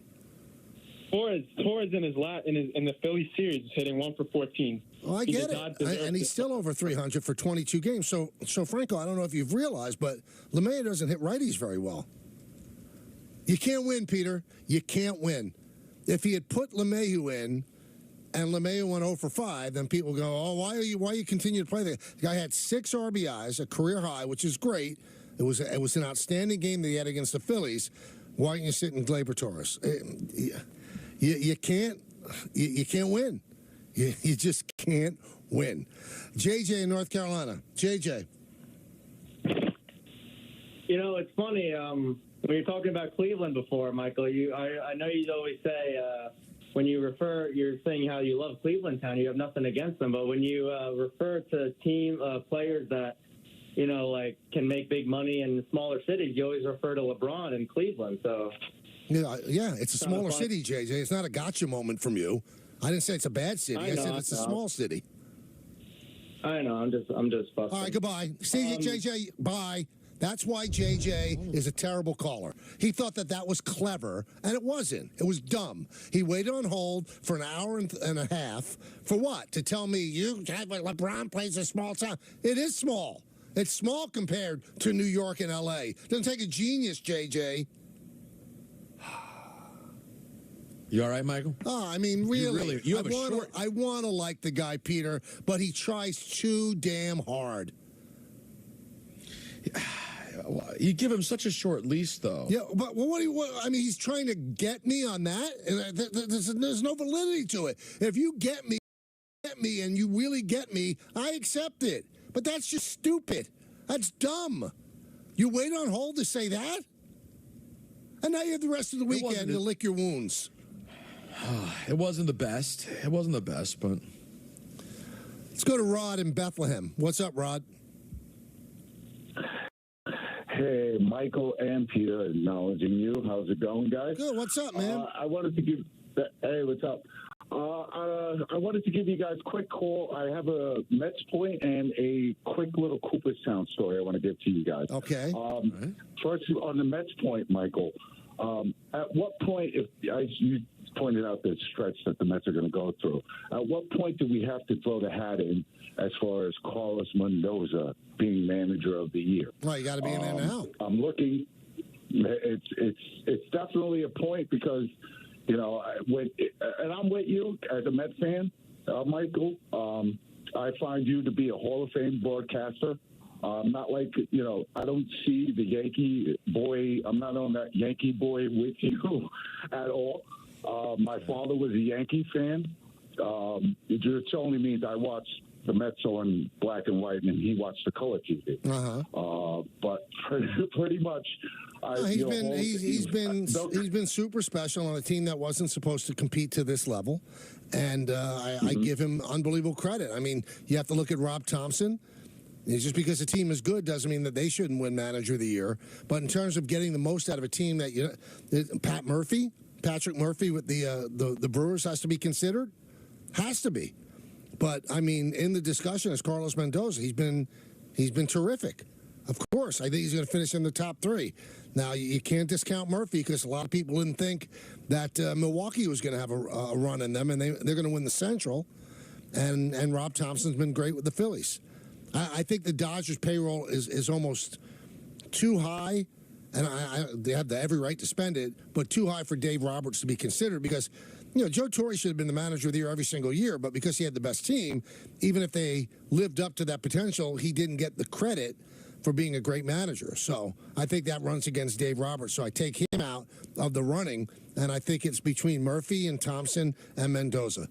Let's go to Tristan in Long Island. Tristan.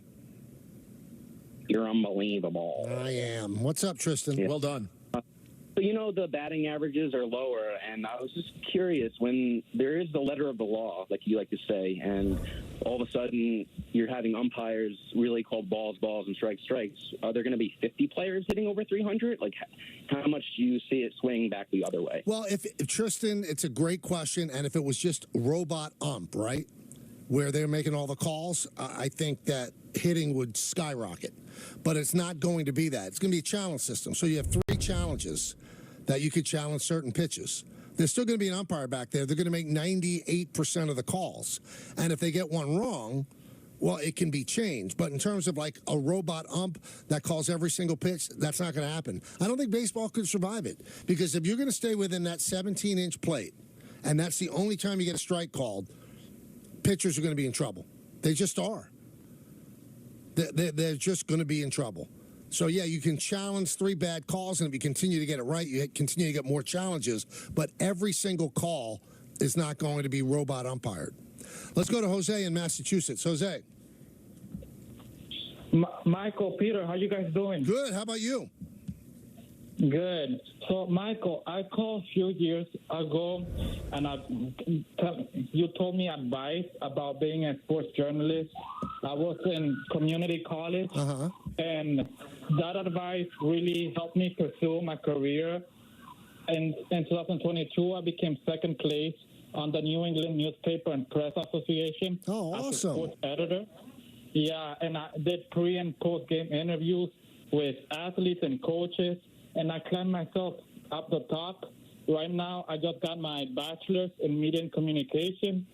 I'm now going to pursue my master's degree in journalism, and now I'm part of, in the summer, I'm part of the independent professional baseball team, writing game recaps, doing interview before and after the game. Oh, Jose, I'm very, very proud of you. I'm glad that my advice played a little role, but it's you. You did it. You did it, and you ran with it, and you've had success, so that's tremendous. Everybody should chase your dream. What a cool story, man. Thank you. Yeah, everybody should. I mean, don't let anybody tell you, no, you can't do it. I mean, the odds are against it, but people beat the odds all the time. if you just do things that the odds say you can do, you're not going to be fulfilled. So if you ever dream to do something, then try to do it. And then if you don't do it, then you could feel satisfied in yourself. You know what? I tried. But if you never try because people say, oh, no, it's impossible, then it won't happen. You hit 100%, you miss 100% of all the shots you don't take. You just do. Dominic in East Rochester. What's up, Dominic? Hey, Michael. Hi, Peter. How you doing today? Good. How are you?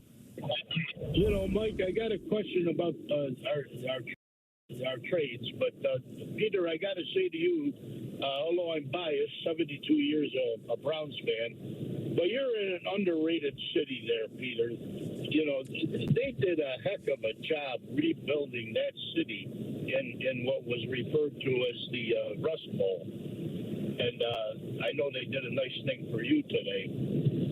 But Peter, have you ever seen a major city like that has baseball, basketball, and football, but it's all Browns? The city is all Browns. That's the thing. I hear you. The Browns are deeply embedded in this base, but I mean, I had a family friend whose love affair with the Indians was so deep, man. There's a lot of love for the other teams in this town too. At least that's what it seems to me. What was your trade call? Well, he's gone. Let's go to John in Warwick. John. Hey, hi, Mike. I love your show, and I want to comment on the game you and Joe Girardi did the other day in Philly. Okay. And how by Joe Girardi's instructions on the change of pitch and how the catcher sets up behind the plate helps my grandson become a better ball player. He's a high school ball player out in Long Island, and I'm glad you gave that advice on the air. And I want to point out, Johnny Bench years ago, I don't know if you remember, used to give instructions on Saturday. You had a Saturday show, and I wish the baseball bunch. Yes. No, I think, John, I'm glad that you got a lot out of it. We're going to have Joe Girardi on at 5 o'clock. We thank you for the phone call. Joe's been amazing. I mean, if you listen to Joe do a game with us, he's one of the best in the world at doing it and breaking down stuff, and I mean, seeing stuff that you don't see. You can see why he won a championship as a manager. He's deeply invested in the game and does research like I've never seen. Like for a night game, Peter, he's up in the press box at 2 o'clock in the afternoon. Pretty amazing. Wow. It's the real deal. Let's go to Malik in the car. Malik. Hey, Malik. Hello? Hello. Hey, fellas, how y'all doing? How you been? What's up? I touch on my point. I want to talk about cities like Cleveland. Now, Cleveland is a small city at this time, but at one point, cities like Cleveland, Pittsburgh, St. Louis, they had major industry, and they were much bigger cities. That's why they have such a strong sports tradition. True. But when the industry left, the jobs left, and so did the people that lived there. Now, the point that I want to touch on is a caller called earlier this week, and he was mainly like an old school anti-analytical guy, and he touched on Judge batting, in the four spot to where normally based on analytics, the past few years they batted Judge first or second. Right. Now, I'm totally against that. Judge, 6'8", 280 pounds, all muscle. I kind of agree with them. Me and Peter are the same age bracket, right? So we were like probably the last generation that experienced the best players batting 3, 4, and 5, Now, by batting him first and second, it may give him a little bit more at bats. It may give him, 50, 60 more at bats about 40 per year? Yep. 40. All right, so that, based on his home run to at bat ratio, he probably would hit, maybe, let's say, 4 or 5 more home runs a year? Yeah. To where if he batted third or fourth, he may hit 4 less home runs, but he'll drive in 20, 30 more RBIs. Aren't RBIs runs? And wouldn't that be more beneficial? Yeah, to the but team but the argument that's been made, Malik, and we thank you for the phone call. You know, he should be batting fourth this year. He has 99 RBIs. Nobody's even close. How many more RBIs would he have? He and Soto are having MVP seasons, literal MVP seasons. And the Yankees, for 35 games, didn't have anybody else to plug in around them. So if he batted fourth, who's going to bat first and second if Soto's batting third? You're not going to have anybody on base during that time. And so you had him third, and maybe he gets 20 more at-bats during the season, which might be 2 more home runs. I don't see that he'd have more RBIs batting cleanup than he does at third. I was never a proponent of him batting second, and I know why they batted him leadoff in the year that he hit 62 home runs, because they wanted to get him more at-bats to get those home runs, and the Yankees are out of it anyway. But this has worked so perfectly. Why would you mess with it? Why would you say he should bat fourth?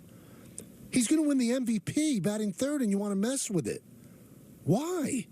Why is that even a point of discussion? The best hitters in baseball, look at every single team. They don't hit cleanup. That's old school thinking. They don't think like that anymore. If it upsets you, I'm sorry. I'm here to explain what's going on and what their thinking is. And your thinking is outdated and antiquated. They don't think like that. They just don't. In 1965, would they ever have Juan Soto with his, otherworldly skills batting in the number 2 hole? Of course not. It's a different world, dudes and dudettes. It just is. Stop it. Aaron Judge's not batting cleanup. And I will give you this. I don't think he should have batted second. Because I think you missed too many RBI opportunities then. And I even mentioned it during the Philly series. I don't know why Schwarber's batting cleanup or batting leadoff. That means once out of every 4 or 5 at-bats, he comes up with nobody on base. He has 22 home runs. And Joe Girardi is the one who decided to bat him leadoff and said, yeah, but you also take a 1-0 lead. But you're wasting one of his home runs. All right, we'll come back. More phone calls. Still waiting on Mike Westhoff. We know we have Joe Girardi coming on at 5 o'clock. It's Kay, Rosenberg, and you on Yes and on ESPN New York.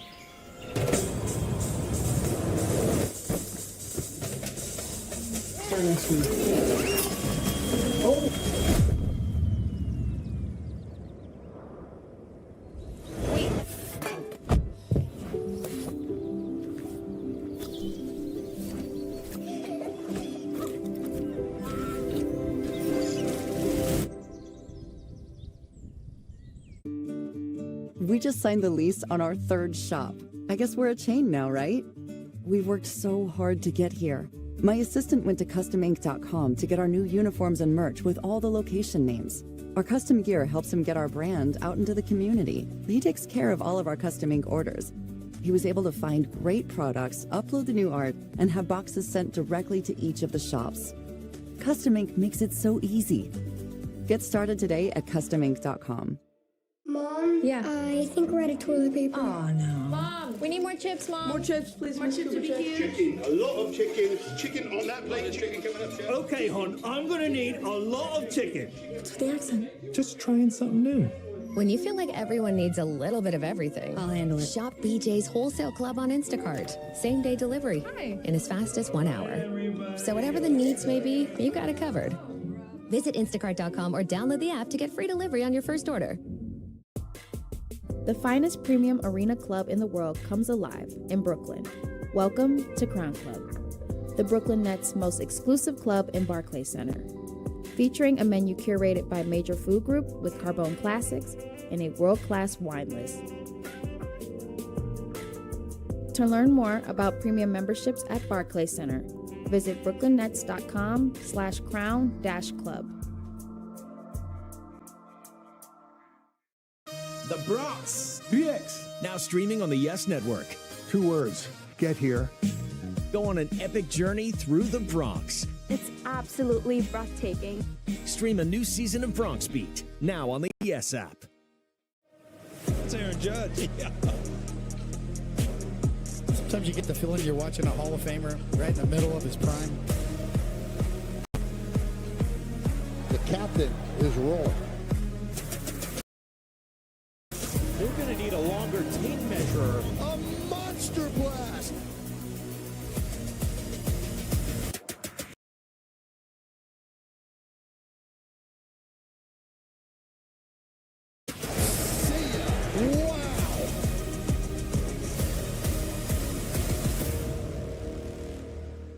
And more practical.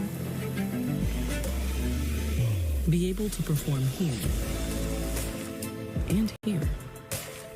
Make a statement while barely making a sound. And command the road, as well as what lies ahead. How we get there matters. At Bet365, we don't do ordinary. That's why we encourage all of our players to take a break now and then. Just log in and set your timeout length. You can take a break from days to weeks at a time. Or you can customize it, so you can make every moment matter. When you play safe with Bet365. Popeyes has the best of both wings. Our juicy chicken is marinated to perfection with 2 distinct twists on all 6 flavors. Whether you prefer our spicy bone-in wings or our classic tender white meat boneless wings, we've got the best of both. Big season. More reasons to say yes. This is star power. Wow. Yes to the ultimate viewing experience. Cole dials it up. What a home run for Soto. Aaron Judge crushes one.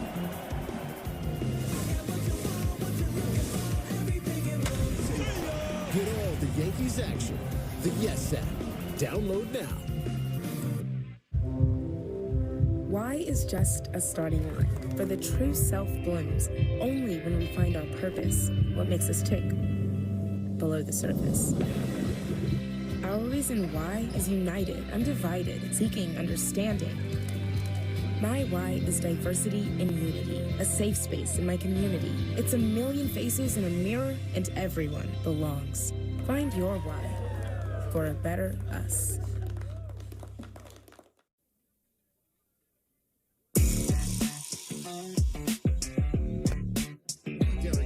And the Manning brothers, that's Peyton and Eli.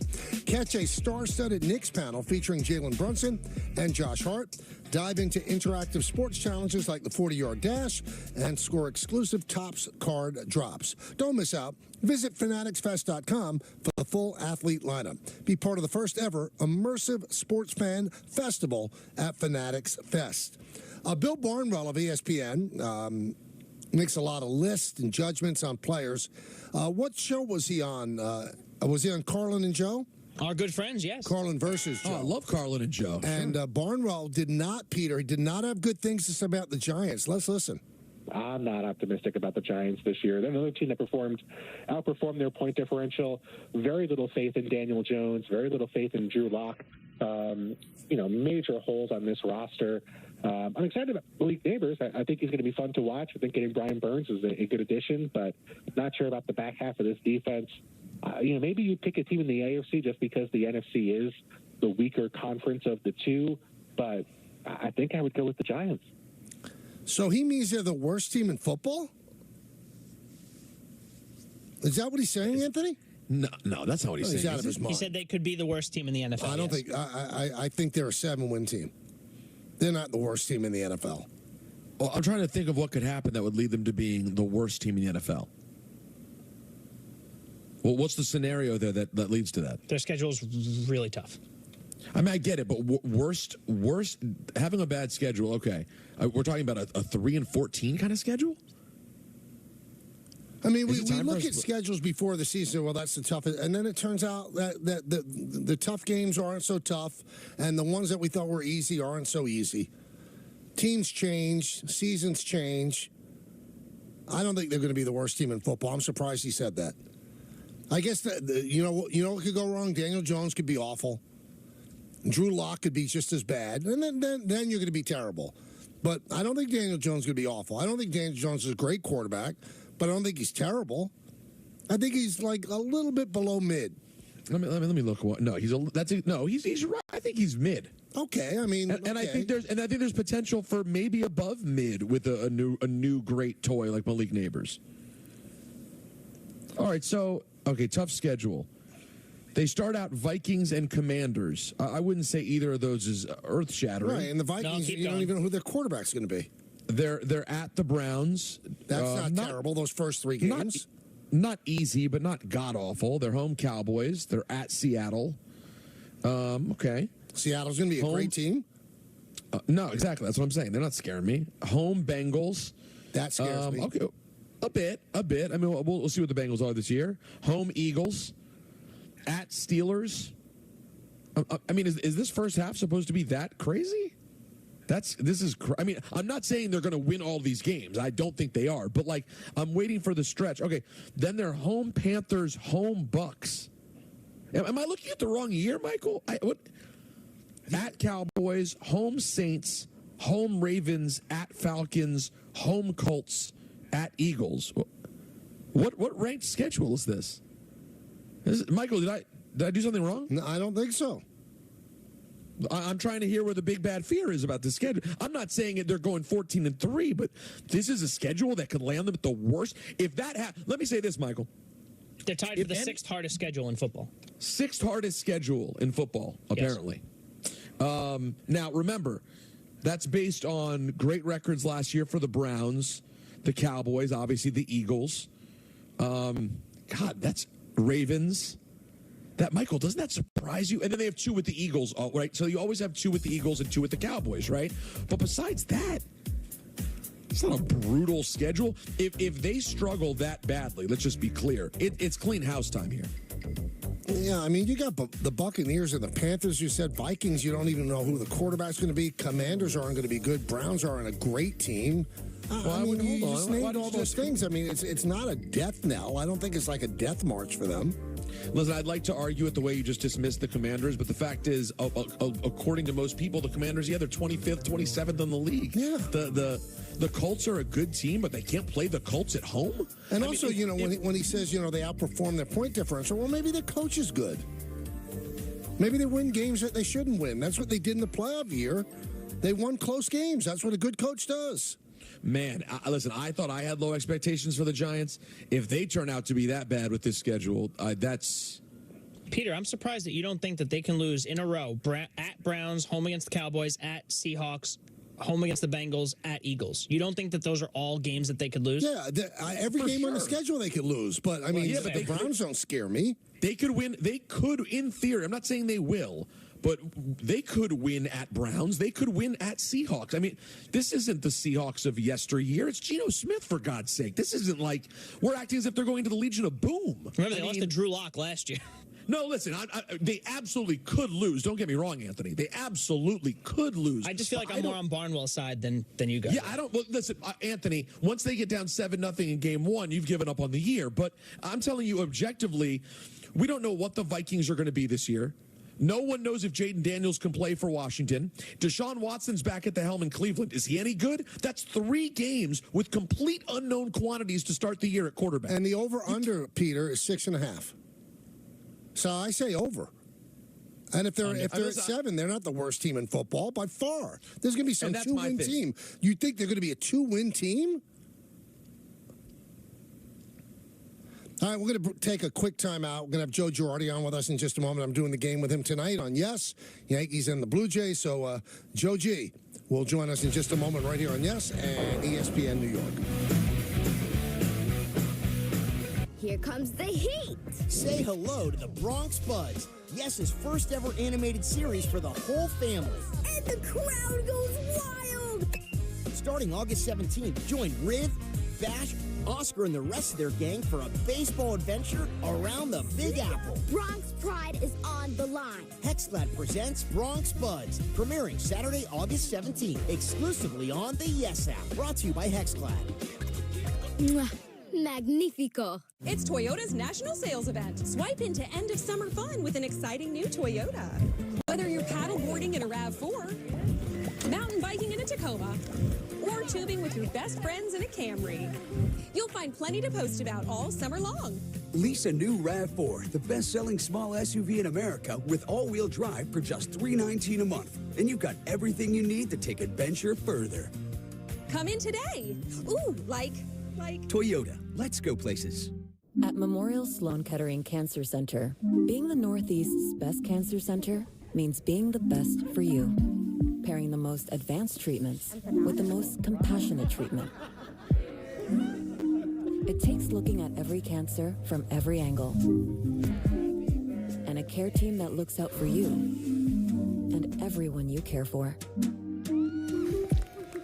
It takes MSK. When I hit 80, I needed help around the home. A friend of mine told me to call Freedom Care, and they'll pay my granddaughter to take care of me.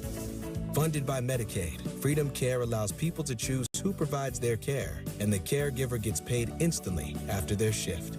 Life is sweeter with her around. Nana gave me so much joy as a child. Now it's my turn to return the love. Call now to find out benefits and pay, and how fast you can get started.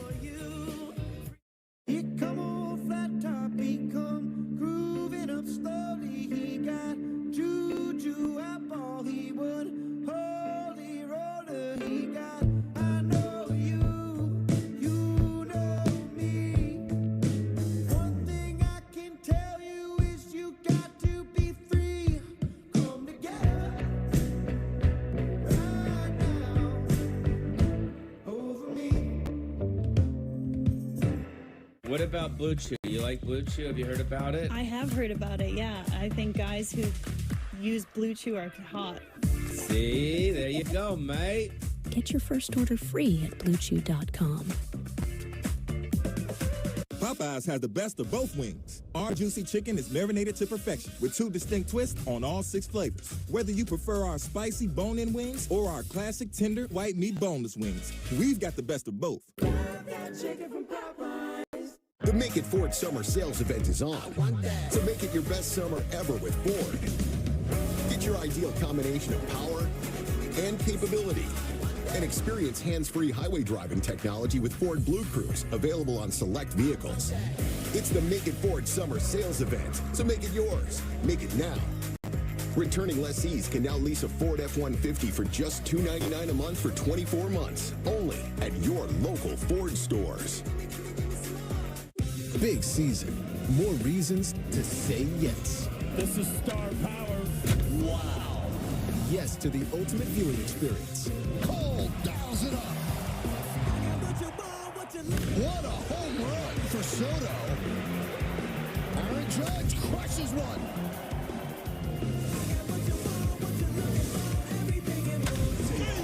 Get all the Yankees action. The Yes app. Download now.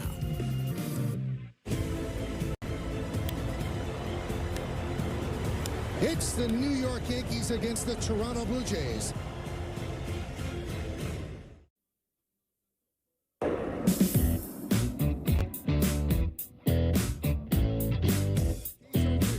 Great Friday as we head you into the weekend. It is time now for the Pinstripe Report, brought to you by Samwell Institute for Pain Management. I'm doing the game tonight on Yes with Joe Girardi. Now, if you haven't heard Joe yet on the Yes Network, I don't mean to embarrass him. I'd be hard-pressed to find a better analyst in all of the game of baseball. Nationally, on any other team, he's that great. I sit there, and I'm learning stuff from him when he breaks stuff down. So it's been a joy doing the games with him, and he's doing it with me this weekend. And he joins us now. Joe, it's Michael. And Peter, how you doing? Well, I am good, guys. Michael, thanks. You're embarrassing me, but that's okay. So I appreciate all the compliments. You got it. So let me ask you. And he's not lying. That's not just Michael, doing what he does. You really have been a terrific addition. I've been enjoying you, Joe. Wow, even Peter. Wow. Yeah, even me. All right. So did the Yankees turn a corner winning 5 of 6? Did something click there that had been missing for the previous 35 games? Well, I think it was a combination of a lot of things. I think, number one, and they were scoring a lot of runs before, but all of a sudden, people other than Soto and Judge really start doing some damage, and that's why they got such big run outputs. I also thought the starting pitching was better for the most part. The bullpen did a pretty good job, and I do think they turned the corner. I think they went through some difficult times. I think the starting pitching was really struggling, and a lot was falling on the bullpen, and they weren't scoring as many runs, it didn't seem. And I just feel like they got through a really tough part of their schedule, and their schedule gets easier, so they need to really take advantage of it. You mentioned the bullpen, and one of the big complaints that we get from the viewers and listeners on our show, they can't win with a closer like Clay Holmes. And a lot of closers, Joe, have swing and miss stuff. He has great stuff, but it's put the ball in play stuff. Can you win with a closer that has you put the ball in play? Well, if they're going to score 7 runs a night, Michael, they're going to win a lot of games. But I think with Clay Holmes, when you look at his stuff, when he throws his curveball effectively, he has strikeout stuff. When he struggles with that, then he relies on his sinker. Then he doesn't have that strikeout stuff, and you can run into some bad luck. I think he ran into terrible luck in Philadelphia, the game that they tied it up in the 9th. I think he gave up one ball hit harder than 85 miles an hour. There were a bunch of 60s. I think they can, Michael, but I think it's incumbent on some of the other guys to strike people out. And I don't think he's always going to run into that kind of luck. I mean, let's not forget, the first 2 months of the year, he might have been the best closer in baseball. So it's definitely in there. Thoughts on Gleyber Torres? He seems to be in the crosshairs of fans right now. 14 errors, the most of any second baseman in the game. Didn't hit well until the last 22, 23 games. He had a rough series in Philadelphia. What do you make of him? I think it's the fact that he's trying too hard because it's his free agent year and he wants to be here so bad and stay here so bad. I think it's affected his play. He was fantastic in spring training, and I thought he was, driving the ball the other way, doing everything he needed to do offensively. The season got started. He got hit early. He got kind of behind the 8 ball, struggled, ran into some bad luck, and it seems like he's turning it around. And as I said on Wednesday, I said, it doesn't really matter what you've done to this point. It's what you do the next 50 or so games that's really going to matter. And go help and try to, help the Yankees win a championship, and whatever happens, happens. But I understand why people are upset, but it's not from lack of effort. I just think there's a lot of frustration. He wants to be a Yankee, and he's a free agent, and I think sometimes he probably feels that it's slipping away, and that's a terrible feeling. And what a time to have maybe your worst statistical year in a number of years in your free agent year. As a manager, Joe, is there ever a point in the next 2 months, because he has struggled defensively, and my argument with our listeners is he's not a bad defender. Sometimes he gets sloppy, but overall he's a pretty decent defender, at least average, that a manager would say, that Aaron Boone would say, okay, I'm going to take him out in the 8th inning and maybe put LeMahieu there? Yeah, I think you try everything you can to get him going defensively as well. And I think you have a number of conversations. Make sure that he's not taking his at-bats out to the field. Make sure he's not taking his season out to the field. And if you get to a point you have to do that, maybe you do that. But, I mean, you could think also about putting Jazz there and putting LeMahieu at third base. I mean, that's probably what I would do, because there's going to be much more range in Chaz's game at second base than DJ's. That's something that you can do. Did DJ turn a corner on Wednesday?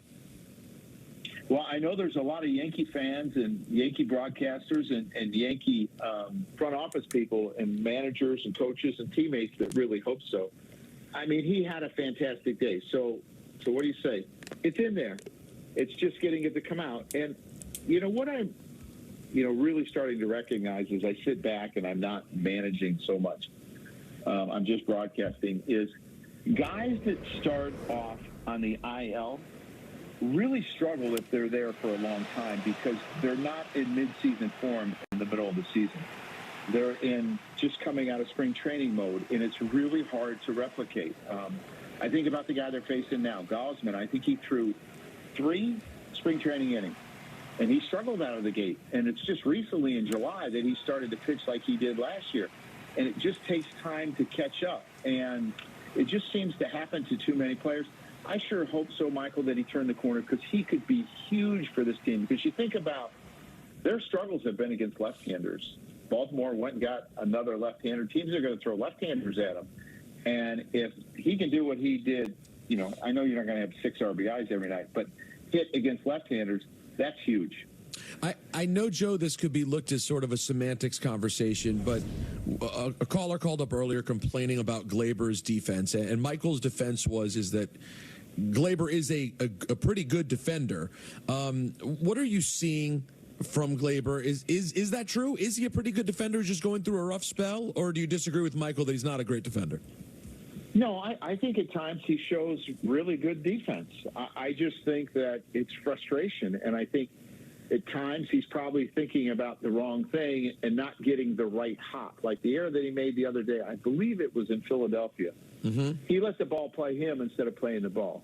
I mean, the one thing that I learned from listening to Bobby Dickerson, the great infield coach for the Philadelphia Phillies, who we brought aboard when I was there, and he was in Baltimore and had all those, J.J. Hardy and Manny and all those Gold Glovers, is that you either want the short hop or long hop. You can't get the medium hop, and when you get the medium hop, that's when you miss it. And that ball, he got the medium hop because he didn't move his feet. And sometimes that's taking your bat out there. Sometimes that's lack of focus. Sometimes it can be fatigue. But I know it's in there because I've seen him do it.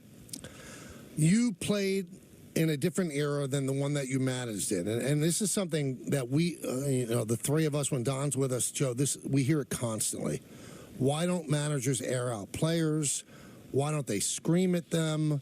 And I try to explain it's a different world, and front offices don't want that. So was it different when you played and you dealt with a Don Zimmer than when you managed with the Yankees and the Phillies? Is it a different world that you really can't handle players like that?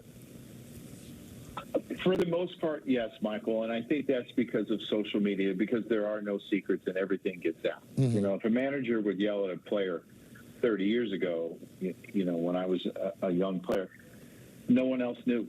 And very seldom did they ever yell at you, out in front of everyone. Now it just seems like everything gets out because of social media, and players and people don't take well to being ridiculed in public. And here's the other thing, Michael. Like when I would mess up on the field years and years ago, not everybody saw it. Now, today, with the media coverage and everything that happens, the highlights, the social media, everyone sees it, and it's embarrassing. And players don't need to be embarrassed because this is a really tough game. They make it look easy so many times, but this is really a tough game. And really, who wants to be embarrassed? So your time, you were sort of in an in-between era. When you got to the Yankees, the expectation for manager was sort of changing over that period. Now it's a different era altogether. To your point, Joe, like you just cannot yell at players. Do you think that's frustrating and challenging for kind of old school baseball guys? And where can you find a balance where you can give fans something they want to show them that you're taking things seriously without embarrassing your players?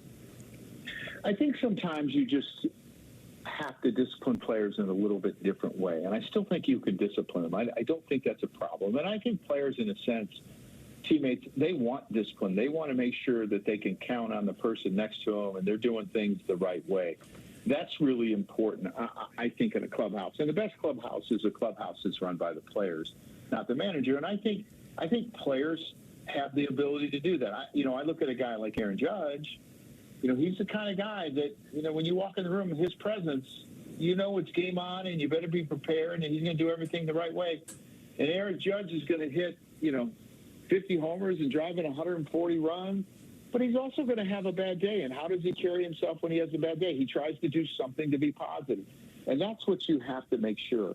And I think, it's really important that we don't lose focus when we're raising players today, that it's all about the competition and that baseball becomes instinctual, not something that you really have to go over and think too much about. Because if you think in this game, everything is usually past you at that point. Like if I think I got to move my hands here, it has to be instinctual. So the reps are really important, but you can't become a lab player because you have to go out and compete. And we have to make sure that we're always making players compete at some level.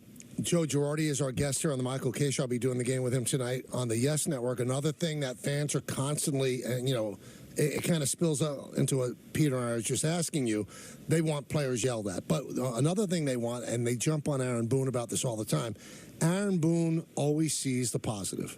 And they say if a guy screws up, they want him on that post-game show, which we carry on Yes, to rip the player. And I try to explain, no, that's not the way it works. Joe, did you fight the urge to say a guy didn't do the right thing? And were you encouraged not to say that? And do you think that Aaron Boone is encouraged not to rip a player? Not just Aaron Boone, coaches and managers all over the world. I think it's a different world in terms of going after a player publicly. It's not Billy Martin and Earl Weaver anymore. No one ever told me how to manage a player or discipline a player. I think you just learn from your experiences. And I think most players know when they screw up. And I think the one thing that Joe Torre taught me was always ask a player what he was thinking. Because when you ask them what they're thinking, then they're accountable for their actions. And there's a lot of times, Michael, their thought process wasn't really so bad. Their execution might have been, or the execution from the other team just happened to be better. And I think when you get on players publicly, you take the chance of losing a clubhouse.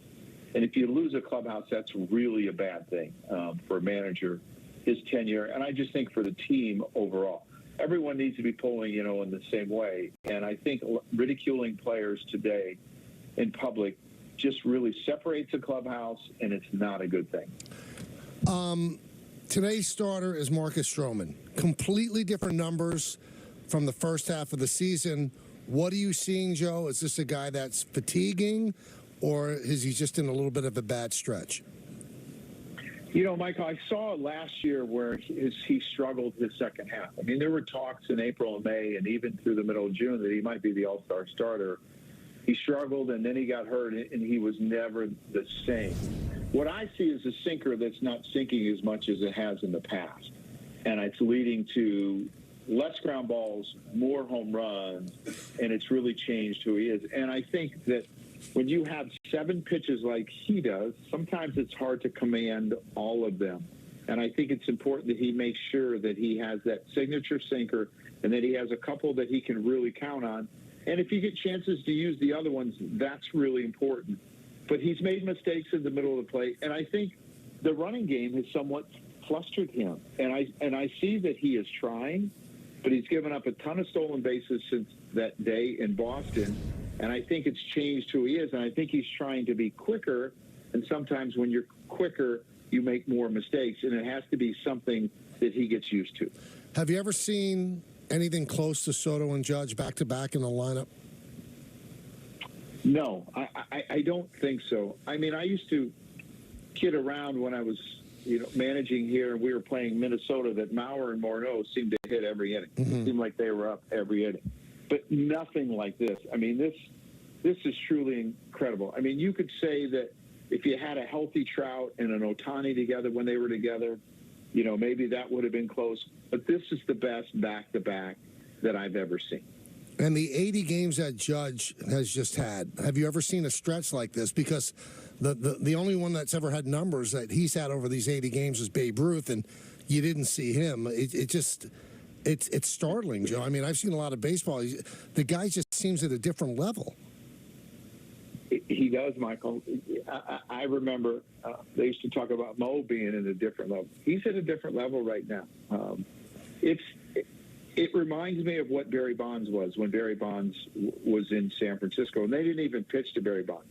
Fortunately, they have continued to pitch somewhat to Aaron Judge, but Barry Bonds, you just He just said, no, you're not getting anything to hit. You're going to get one pitch a day, and that's about it, and you better not miss it. But I've just marveled at what he's done, and he's done it, Michael, by cutting down his strikeouts, learning to hit the breaking ball, and being willing to hit home runs the other way. And I think sometimes, you think his launch angle is really, really high. It's not. I mean, I see other hitters that have higher launch angles, and I'm thinking, okay, if this is what Aaron Judge is doing, you shouldn't be higher than Aaron Judge because he's got more power than anyone. But I'm just impressed with the adjustments he's made over the years. Before I let you go, can this team, the way it's built, the trade deadline's over, so this is the team, and they'll be getting different players back in the bullpen. Can this team win a championship? I think it can. I think it's, there's some really good teams out there. There's a handful of teams that are really good. And I think it's harder to win championships now than ever just because of how many rounds you have to play. And if you have a bad couple of days in the playoffs, in the third or fourth round, you have no chance to recover a lot of times. So I think it can. Obviously it comes down to timely hitting. And I think the most important hitters of the lineup are number 1 and number 4, the guys that surround this guy. And even number 9 is really important, getting on in front of Soto and Judge. And 2, it's going to depend on the pitching. It always comes down to pitching. Can the starting pitching hold up? Can you get Garrett Cole going? And I think that will happen. That would be the least of my worries. And can the bullpen continue to improve and with the additions add some more strikeout stuff? Do you ever dream about the triple against Maddox in Game 6 in '96? No. Never? Do you think about it? No, I mean, yeah, if the game's on TV, yes, right, I'll put it on and watch it. But it's the one moment in time that I wish I could go back to in my life. I don't look back and say, I wish I could go back here. I don't really remember it. Wow. There's two things that there's one thing that I really remember about it. I thought Joe Torre was going to give me the safety squeeze. That's what I remember about the play. And when he did, I swung at the first pitch. And I always did that. Well, it was a special moment, that's for sure. And Paul O'Neill said that the ground was vibrating. Yeah, I mean, I wish I could go back and feel it and understand it. But it was special, and it was my first hit in the World Series, and it couldn't have come at a better time. And I'm really blessed to have been a part of this organization as a player, a coach, a manager, and a broadcaster, and it's been wonderful to come back. It's been great having you back, and I'll see you tonight. The broadcast will start about 7:05. So thank you, Joe. Thanks, guys. Have a great day. All right. That's the Pinstripe Report. Thanks, brought Joe. by Samwell Institute for Pain Management. For pain-free life, visit SamwellPain.com today. I didn't want to put him on the spot, Peter, but I don't think that me telling fans that's not the way it's done anymore holds that much weight because they just think I'm being Yankee boy. Joe Girardi saying it, that's not the way it's done anymore. You're not going up on that podium and ripping players and going, this guy stinks. I can't believe he booted that. He's got to start hitting. It's not the world in which we live anymore. So if a Joe Girardi says it, and I think that one of the things that probably ended the relationship as a manager that Joe had with the Yankees was he probably criticized a little bit more than they wanted him to. Like he would occasionally say something about a Gary Sanchez and stuff like that. So, I mean, he knows from where he speaks.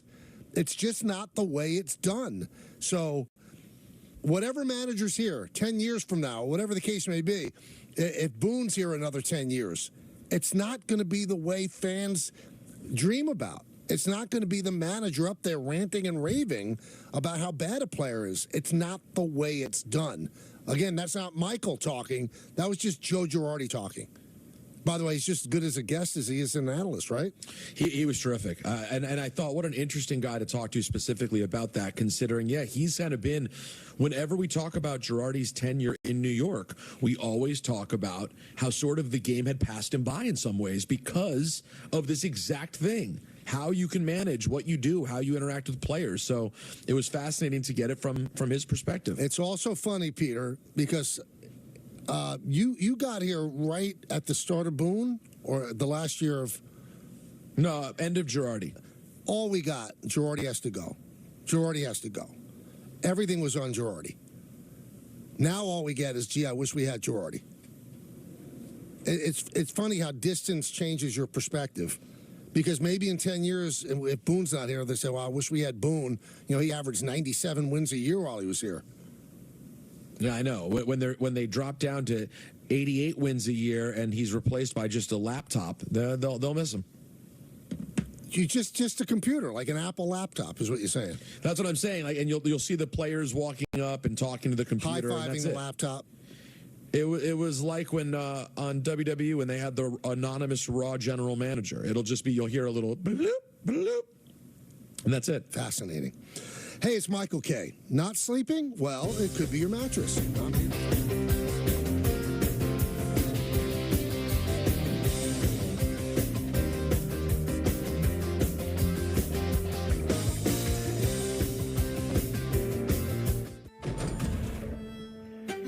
Is it possible to be more capable and more practical? Be able to perform here and here. Make a statement while barely making a sound. And command the road as well as what lies ahead. How we get there matters. Introducing Domino's new New York-style pizza, the biggest star of your next pizza night. It's made with our fresh, never-frozen dough that's stretched thin, then topped with melty provolone cheese and cut into 6 big, foldable slices. For the perfect balance of crust, sauce, cheese, and toppings in every tasty bite. So why keep your taste buds waiting? For a limited time, you can get large New York-style pizzas with 3 toppings for only $10.99 or 2 medium 2-topping New York-style pizzas for only $6.99 each at Domino's. Half of young adults are at risk of hearing damage from loud sounds. So why is this happening? We know not to bake in the sun for hours and to get our eyes checked regularly. We buckle up to save lives. And we know that smoking kills. So do poor diet choices and poor life choices. But why are we so reckless with our hearing? We take hearing for granted. Hearing damage from loud sounds is permanent, but preventable. We take common sense steps for our health every day. Let's make hearing part of it. Wear earplugs. Turn it down. Give your ears a rest. Love your ears. Learn more at hearinghealthfoundation.org. Keep listening. Everywhere but the seat. The seat is leather. Alan, we get it. You love your bike. We do too. That's why we're America's #1 motorcycle insurer. But do you have to wedge it into everything? This reminds me of my bike. Look how the brushstrokes follow the line on the gas tank. I had no idea this was a motorcycle exhibit. Popeyes has the best of both wings. Our juicy chicken is marinated to perfection with 2 distinct twists on all 6 flavors. Whether you prefer our spicy bone-in wings or our classic tender white meat boneless wings, we've got the best of both. This is the GMC Sierra, powered by the TurboMax engine, with the confidence of 430 pound-feet of best-in-class standard torque. GMC Sierra, it's the truck. Current eligible GMC lessees can get this low-mileage lease on this 2024 Sierra Elevation for around $389 per month. We are professional-grade GMC.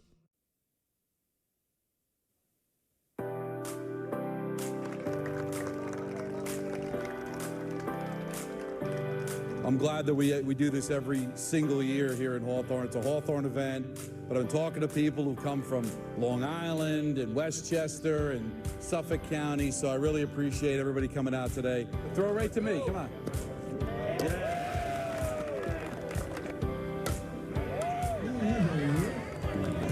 We're here because this is the only event we have every year to raise funds for the Mark Sasso Memorial Scholarship Foundation.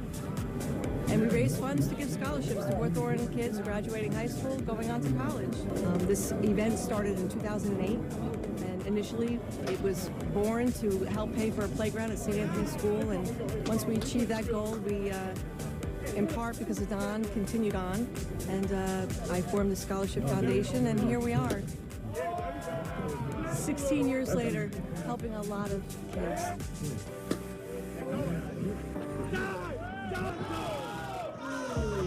It's such an awesome event here in beautiful Hawthorne, New Jersey. Here for Don LaGreca, here for the charity of Mark Sasso and the memory of Mark Sasso. It's a fantastic event. Wish Michael and Peter were here. I know Michael's in Boston. Peter's only a town away. He really should be here. But it's great. It's great to be able to be out here, and I'm happy that I was able to make it out. It's really special to be participating here. I'm Jersey born and raised, so I'm from this area. I feel like it's just very important to the community. It's super important to Don LaGreca. It's a blast, and I'm just glad I could be a part of it. I always love coming out here once a year. It's my favorite day of the year. My brother's been doing this now for 16, almost 17 years. It's a pleasure to be a part of it. Get to see so many friends in the industry.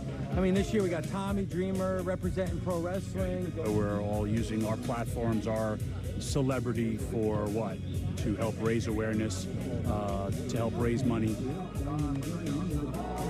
2024 Mark Sasso softball is in the books. This was tremendous. The day was beautiful. We actually won.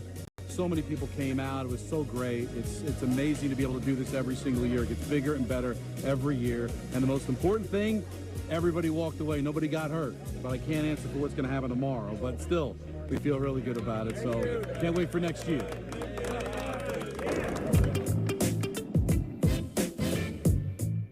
Is one of our favorite people. It's Mike Westhoff. He is the assistant head coach of the Broncos with Sean Payton, and he's one of the foremost minds in the history of football when it comes to special teams. And with the new rules, we said we got to talk to Coach Westhoff if he has a chance, and he does, and he joins us now. Mike, it's Michael and Peter. How you doing? Hey, guys, I'm doing fine, thanks. How are you? We're doing great. I watched yesterday's game with some, me too. Curiosity. What do you think of these new rules, and how can you take advantage of these rules? Are they better than the ones that they're replacing? Well, the things, don't forget what we're replacing, what had taken place in the last, several years, and it gotten just worse and worse. The kickoff play became a non-play. It became a total non-play. There were, a million scores in the Super Bowl, and there's no returns. I mean, and of course, we play out here in Denver, and that's like playing on the moon. So, everybody kicks touchbacks here, and it became a non-play. So they wanted to make it a play, but yet still be safe and eliminate some of the collisions. A lot of that's been eliminated. We're doing away with the wedge and hiding behind a double team to trap. That's something that I love, that I used to love doing. But nonetheless, they wanted to make it a little safer, but yet make it a real play. So they came up with kind of a hybrid.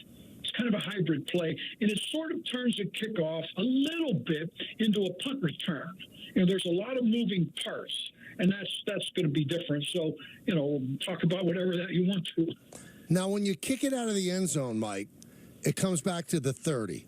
Now, when it came back to the 25 in the previous rule, it seemed like every coach was fine with that. Let's defend 75 yards of real estate. You think coaches will be fine with the 30, or will they actually kick off and set up, to try to stop a return?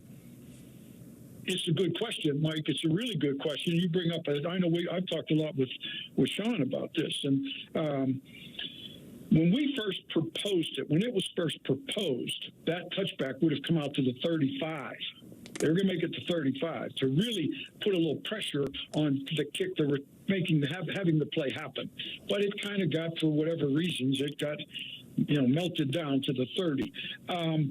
I think what coaches will look at, what a head coach will look at, and look at how things are going. And if he's got a coverage team that really looks good, and they're keeping people, back at the 25 or inside the 20, or they're making those big plays, I think he's going to kick off.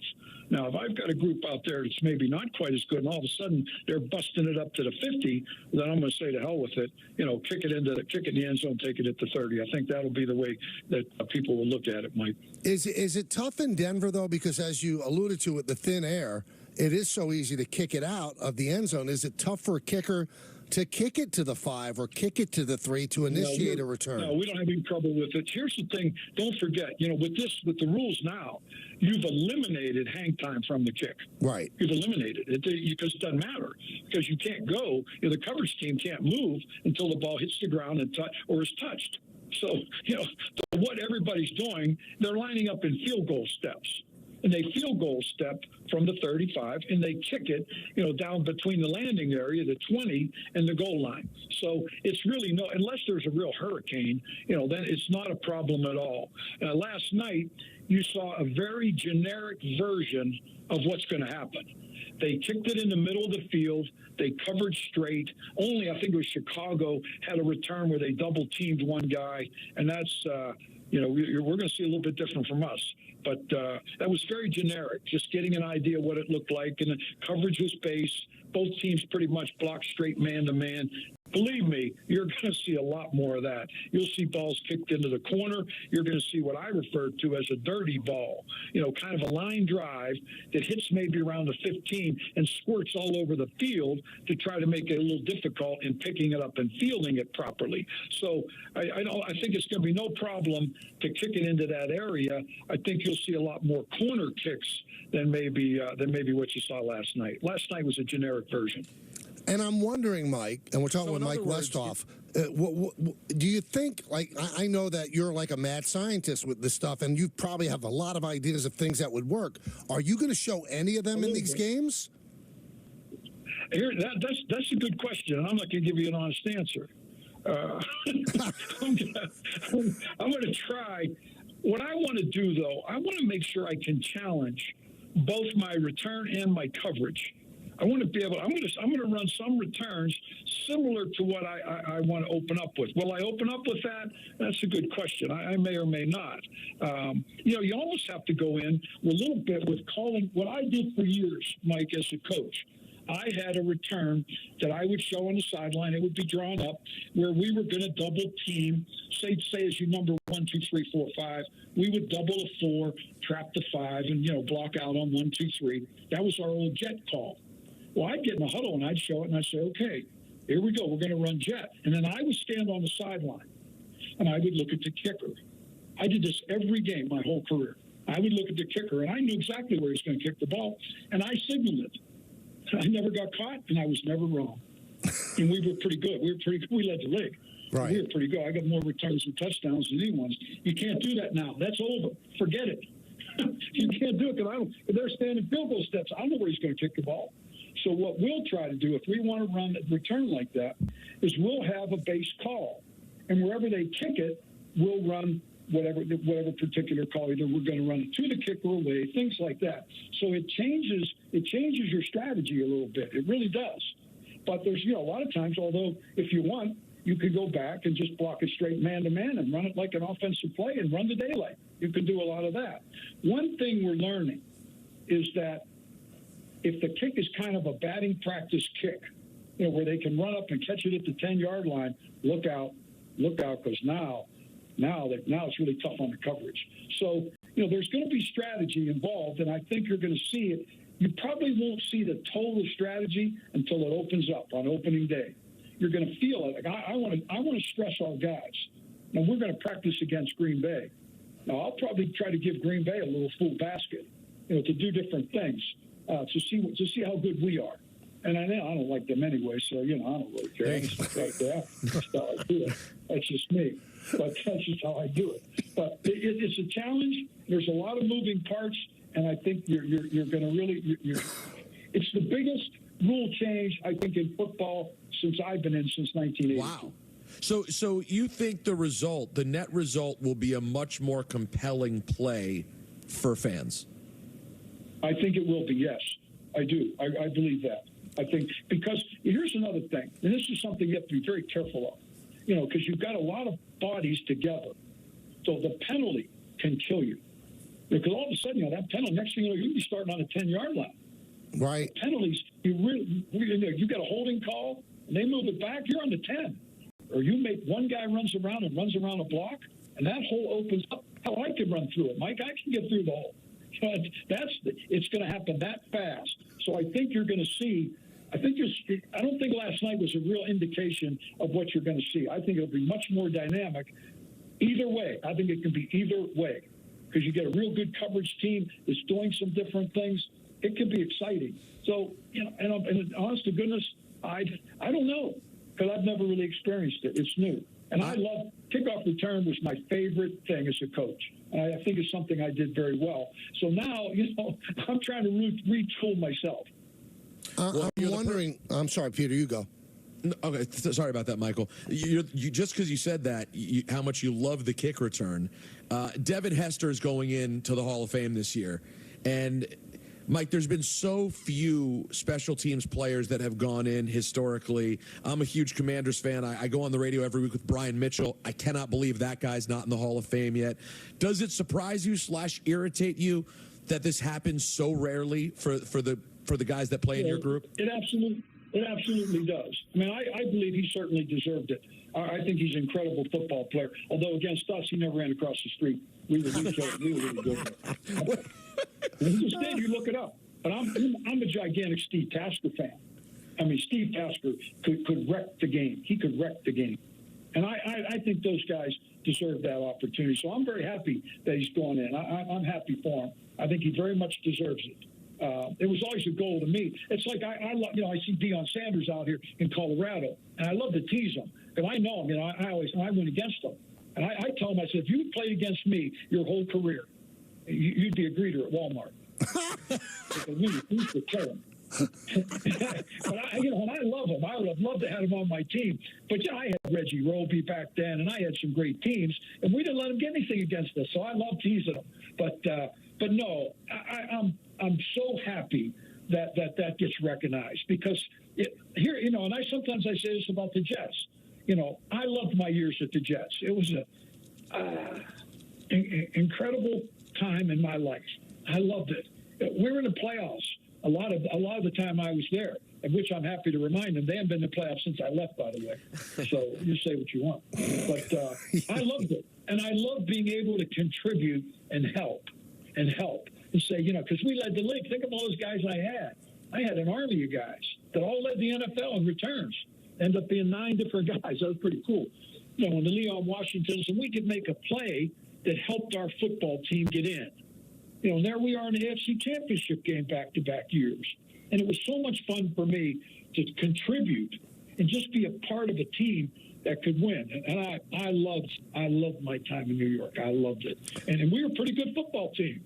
We were pretty good. Yep. And so I like to see that get recognized. And if this brings some, I believe this is, I told my guys in a meeting the other day, I believe this will be 130 more live plays than we had last year. 130, that's my guess. I'll bet I'm pretty close. I'll be pretty close. All right, so we brought up Devin Hester. What the heck? That's football. That's what we want. We brought up Devin Hester, and I'm wondering, with these rules, and the defenders are closer to the guy who's going to catch the ball. Do you want a speedster back there, or do you want a bull that can get through as if he's breaking through the line as a running back? What type of player do you think is going to be most effective against the defense of this kickoff? You're asking all the really good questions. They should give you a really good job at ESPN.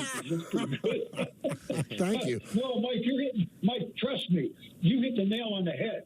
We sat here and discussed that the entire time.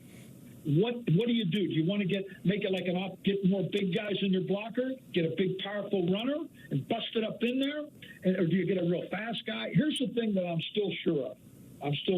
One of the key things in returning is the distance in relationship between the ball carrier and the lead blocker are the key. Yep. Because if I've got a big, powerful guy, and my blocks are taking place, say, up on the 25-yard line, he's catching on the 5.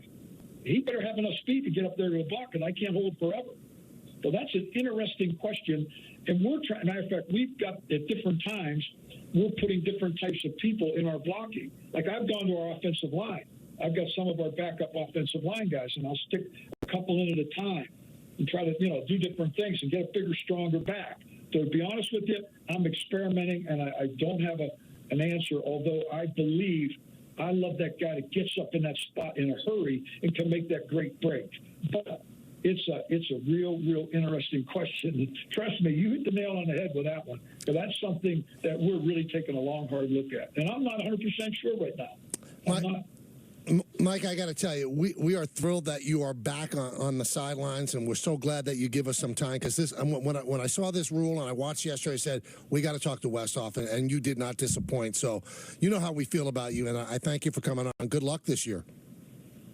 Okay, thanks, guys. Now, I loved it. I love my time working with you guys. It was really special. Thank you. It was for us too. Thanks Thank so you, much, Mike. Wow, that was fascinating, Peter. Fascinating, because I don't think he's going to show anything in the first 3 games. Why would you give your hand up? No, especially with something like this that offers so many different ways to do it. Like, it doesn't feel like there's that many plays where you have no idea. I mean, to his point, this is such a massive rule change relative to what we get.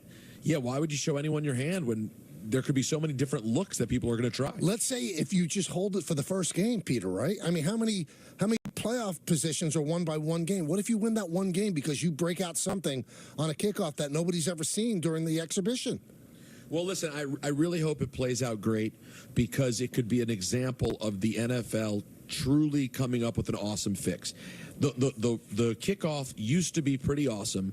It got absolutely terrible and became worthless. I mean, Michael, it was almost interesting, the brief moment that I was watching the coverage last night before, I realized they weren't going to go back to football. It was the interview with Devin Hester, and thinking about him running a touchdown back in the Super Bowl, I was like, we never get anything cool like that anymore. No, like, maybe we will now. And now maybe, and I do wonder, overall, it's going to be so interesting to see by the time the year is done what it did for field position overall, on average. All right, we're going to take a brief timeout. We'll come back, find out who the point guard is. It's tied at 2-2 right now, so I don't know who's going to win. And then we got a big ENN coming up as well. It's Kay, Rosenberg, and you on Yes and ESPN New York.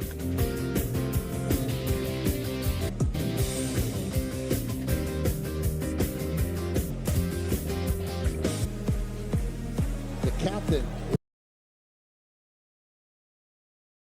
is rolling. We're going to need a longer tape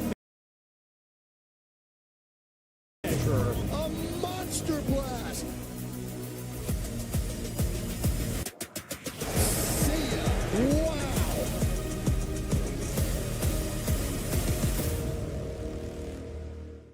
Big season. More reasons to say yes. Yes to scoring swag and gift cards with Yes Rewards. What a home run for Soto. Watch, play, earn. Yes Rewards. Check it out now on the Yes app. Helping veterans get the medical resources they need and help them overcome their challenges. They've sacrificed so much for our country, and it's our duty to take care of them when they come home. Join us in our mission to end veteran homelessness in America. Please go to T2T.org to donate now. For years, one company has battled to deliver business products the next day with no freight charges. Now, WB Mason, with their famous fleet of trucks and drivers, faces their biggest challenge, rescuing shipping and packaging buyers from expensive freight charges. That's right. Now, boxes, stretch film, and packaging tape are delivered the very next day at amazingly low prices. So, who do you call for fast delivery and no expensive freight charges? Who but WB Mason? Say hello to the Bronx Buds, Yes's first ever animated series for the whole family. The crowd goes wild! That takes you on a baseball adventure around the Big Apple. Hexclad presents Bronx Buds, premiering Saturday, August 17th, exclusively on the Yes app. Presented by Hexclad. Magnifico. Pass the ketchup. Dad, are you okay? Yeah, just stressed out. Oh, and the melody is sounding so much better. I can play it for you. Wait, where's your guitar? I gave it to your cousin. What? That guitar's like your favorite thing. I don't need it anymore.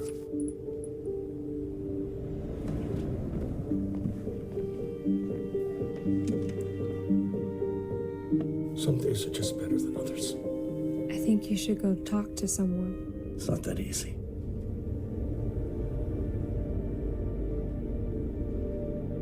Have you been thinking about suicide? You can talk to me, Dad.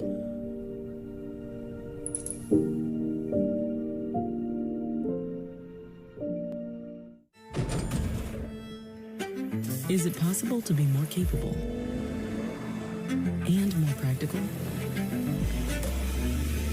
Be able to perform here and here. Make a statement while barely making a sound.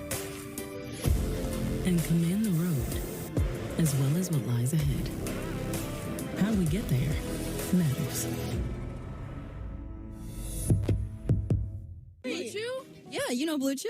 Yeah, so it's like chewable tablet things like... Oh, girl, how do you know Blue Chew? Her man. Come on. And it made you like him more, right? Absolutely. Or you could... Where do I get Blue Chew? Well, you can go online and get your first month free, actually, so... Popeyes has the best of both wings. Our juicy chicken is marinated to perfection with 2 distinct twists on all 6 flavors. Whether you prefer our spicy bone-in wings or our classic tender white meat boneless wings, we've got the best of both. Hi, I'm Sally. I'm from Phoenix, Arizona. I'm a flight nurse on a helicopter that specializes in trauma. I've been doing flight nursing for 24 years. I had a fear that I wouldn't be able to keep up. I wanted all the boost I could get.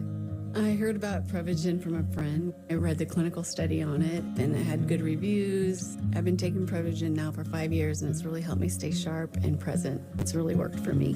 Prevagen, at stores everywhere without a prescription. When I hit 80, I needed help around the home. A friend of mine told me to call Freedom Care, and they'll pay my granddaughter to take care of me.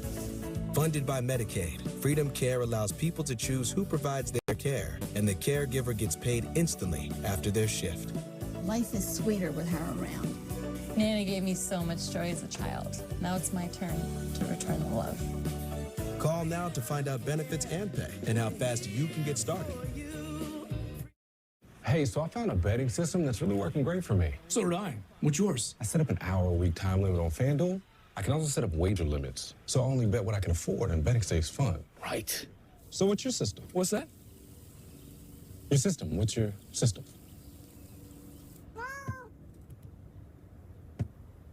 What is that? Every bettor has a system. Make FanDuel's responsible gaming tools a key part of yours.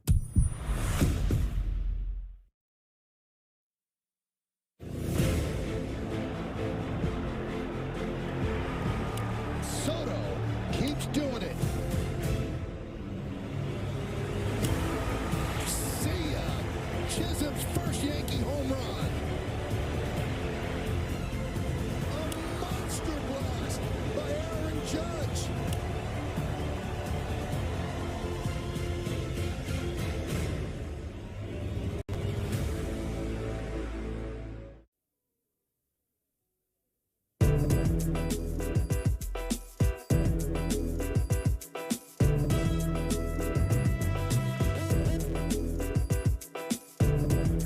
Did I ever earn that or what? No, I don't think you did. That was weak. What are you talking about? What did you say today that you should have won today? Nothing. Nothing. No, I'm trying to think and not be a hack. I'm trying to give you a real, thoughtful answer. You can't. It's just, that was whatever. It was fine. Well, thank you. I won for the week. I'm very proud. And now you have to sit on this loss for the next week because you're off. Anthony, you had to win because Anthony's back, so I don't win when Anthony's back. Oh, that's ridiculous. Well, Anthony's not working next week. He's on vacation with you. Probably the two of you are going on vacation together. Perfect. I doubt he's probably going back to Baltimore for games. I'm not doing it. That would be kind of silly. Where are you going, Anthony? Nowhere. Nice. Nothing Even like a better going to Brooklyn. staycation. Nothing. Nothing worse than a staycation. No. If you love your home. I mean, it depends on what your home is. Now, Anthony, are you going to be staying at the palatial estate of Michael Kay with a pool and kind of servants and things of that nature? Yeah, exactly. Michael's actually welcomed me into the home. Yep. Wow. Yep. Let's go to Anthony in Middle Village. Anthony. Hey, what's up, Michael? How you doing? It's Anthony Shaw Jr. from Middle Village. I'm on the way back from the pizzeria, and I just couldn't help myself to call about Stanton. I have a lot of things to say. If you could just stay with me here for a few minutes. Probably not, but go.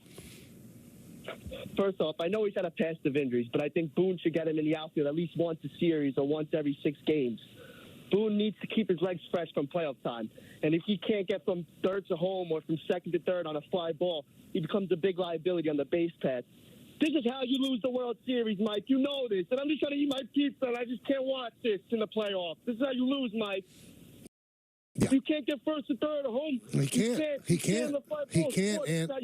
That's not his. It's not his value to the team. He can't go first to third. He can't score from second on a single. He can't play the outfield. All he could do is hit. Period. I know you're trying to be dramatic and get your moment. Okay, can't play the outfield. Can't. He hurt himself in the most pedestrian way, just running softly to second base. You want him to play the outfield? I mean, that was their plan during the spring, to get him out there every now and then, because then you're allowed to take Aaron Judge off his feet. Not happening. Not happening. Sorry.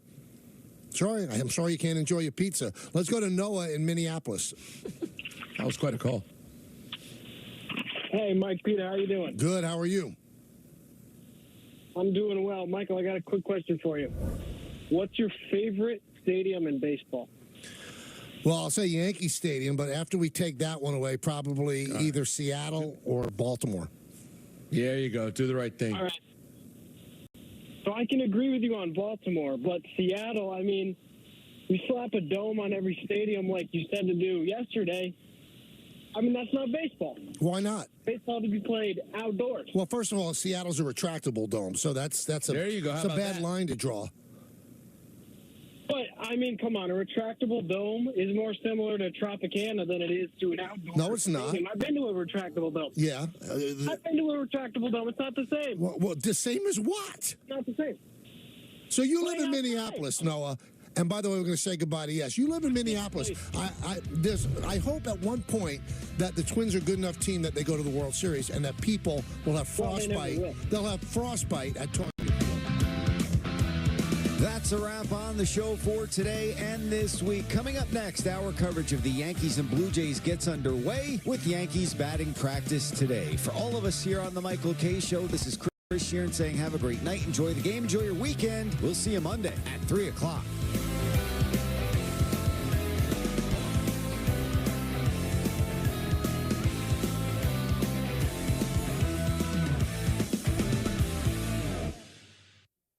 Big season.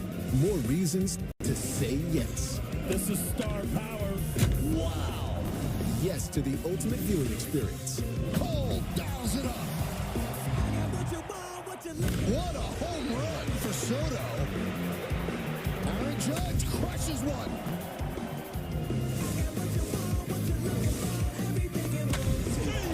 Get all the Yankees action.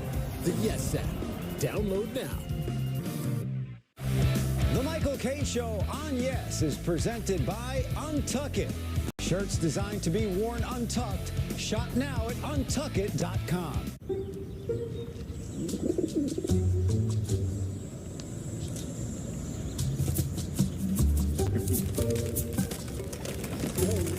Not every decision you make will be as good as getting a Volkswagen at the Savvy VW Summer Sales Event.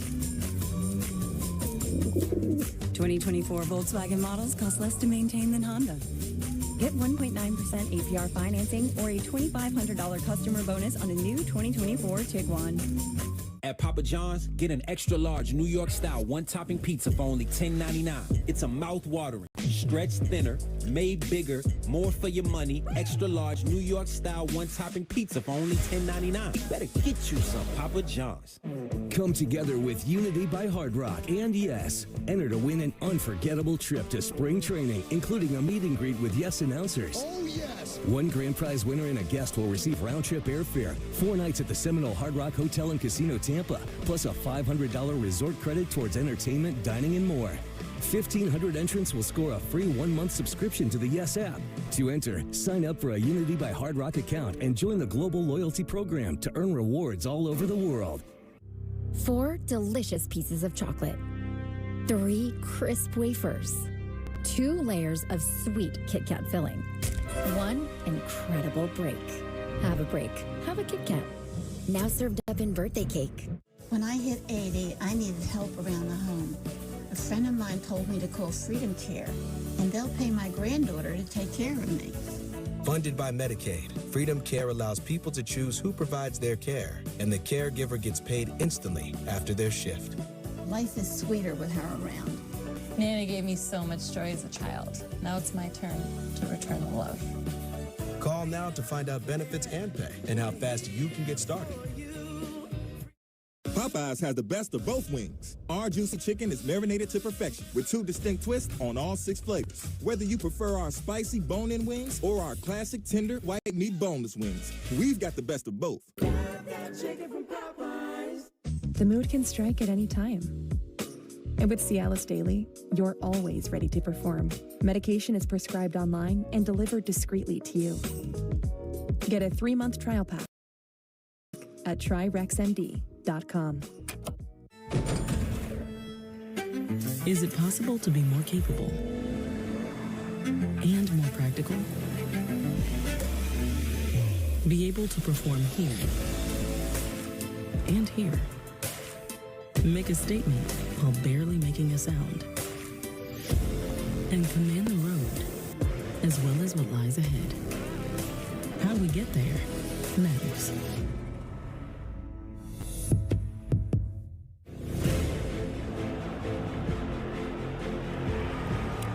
Soto keeps doing it. See ya. Chisholm's first Yankee home run. A monster blast by Aaron Judge.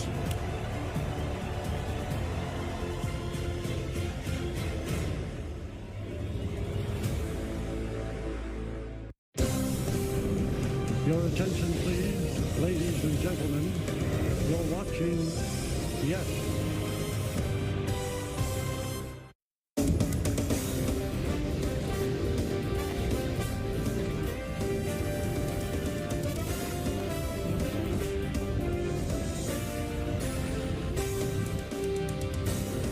Aaron Judge and the Surging Bombers are back in the Bronx, where they'll try to cool off the red-hot Vladimir Guerrero Jr., who is still mashing for the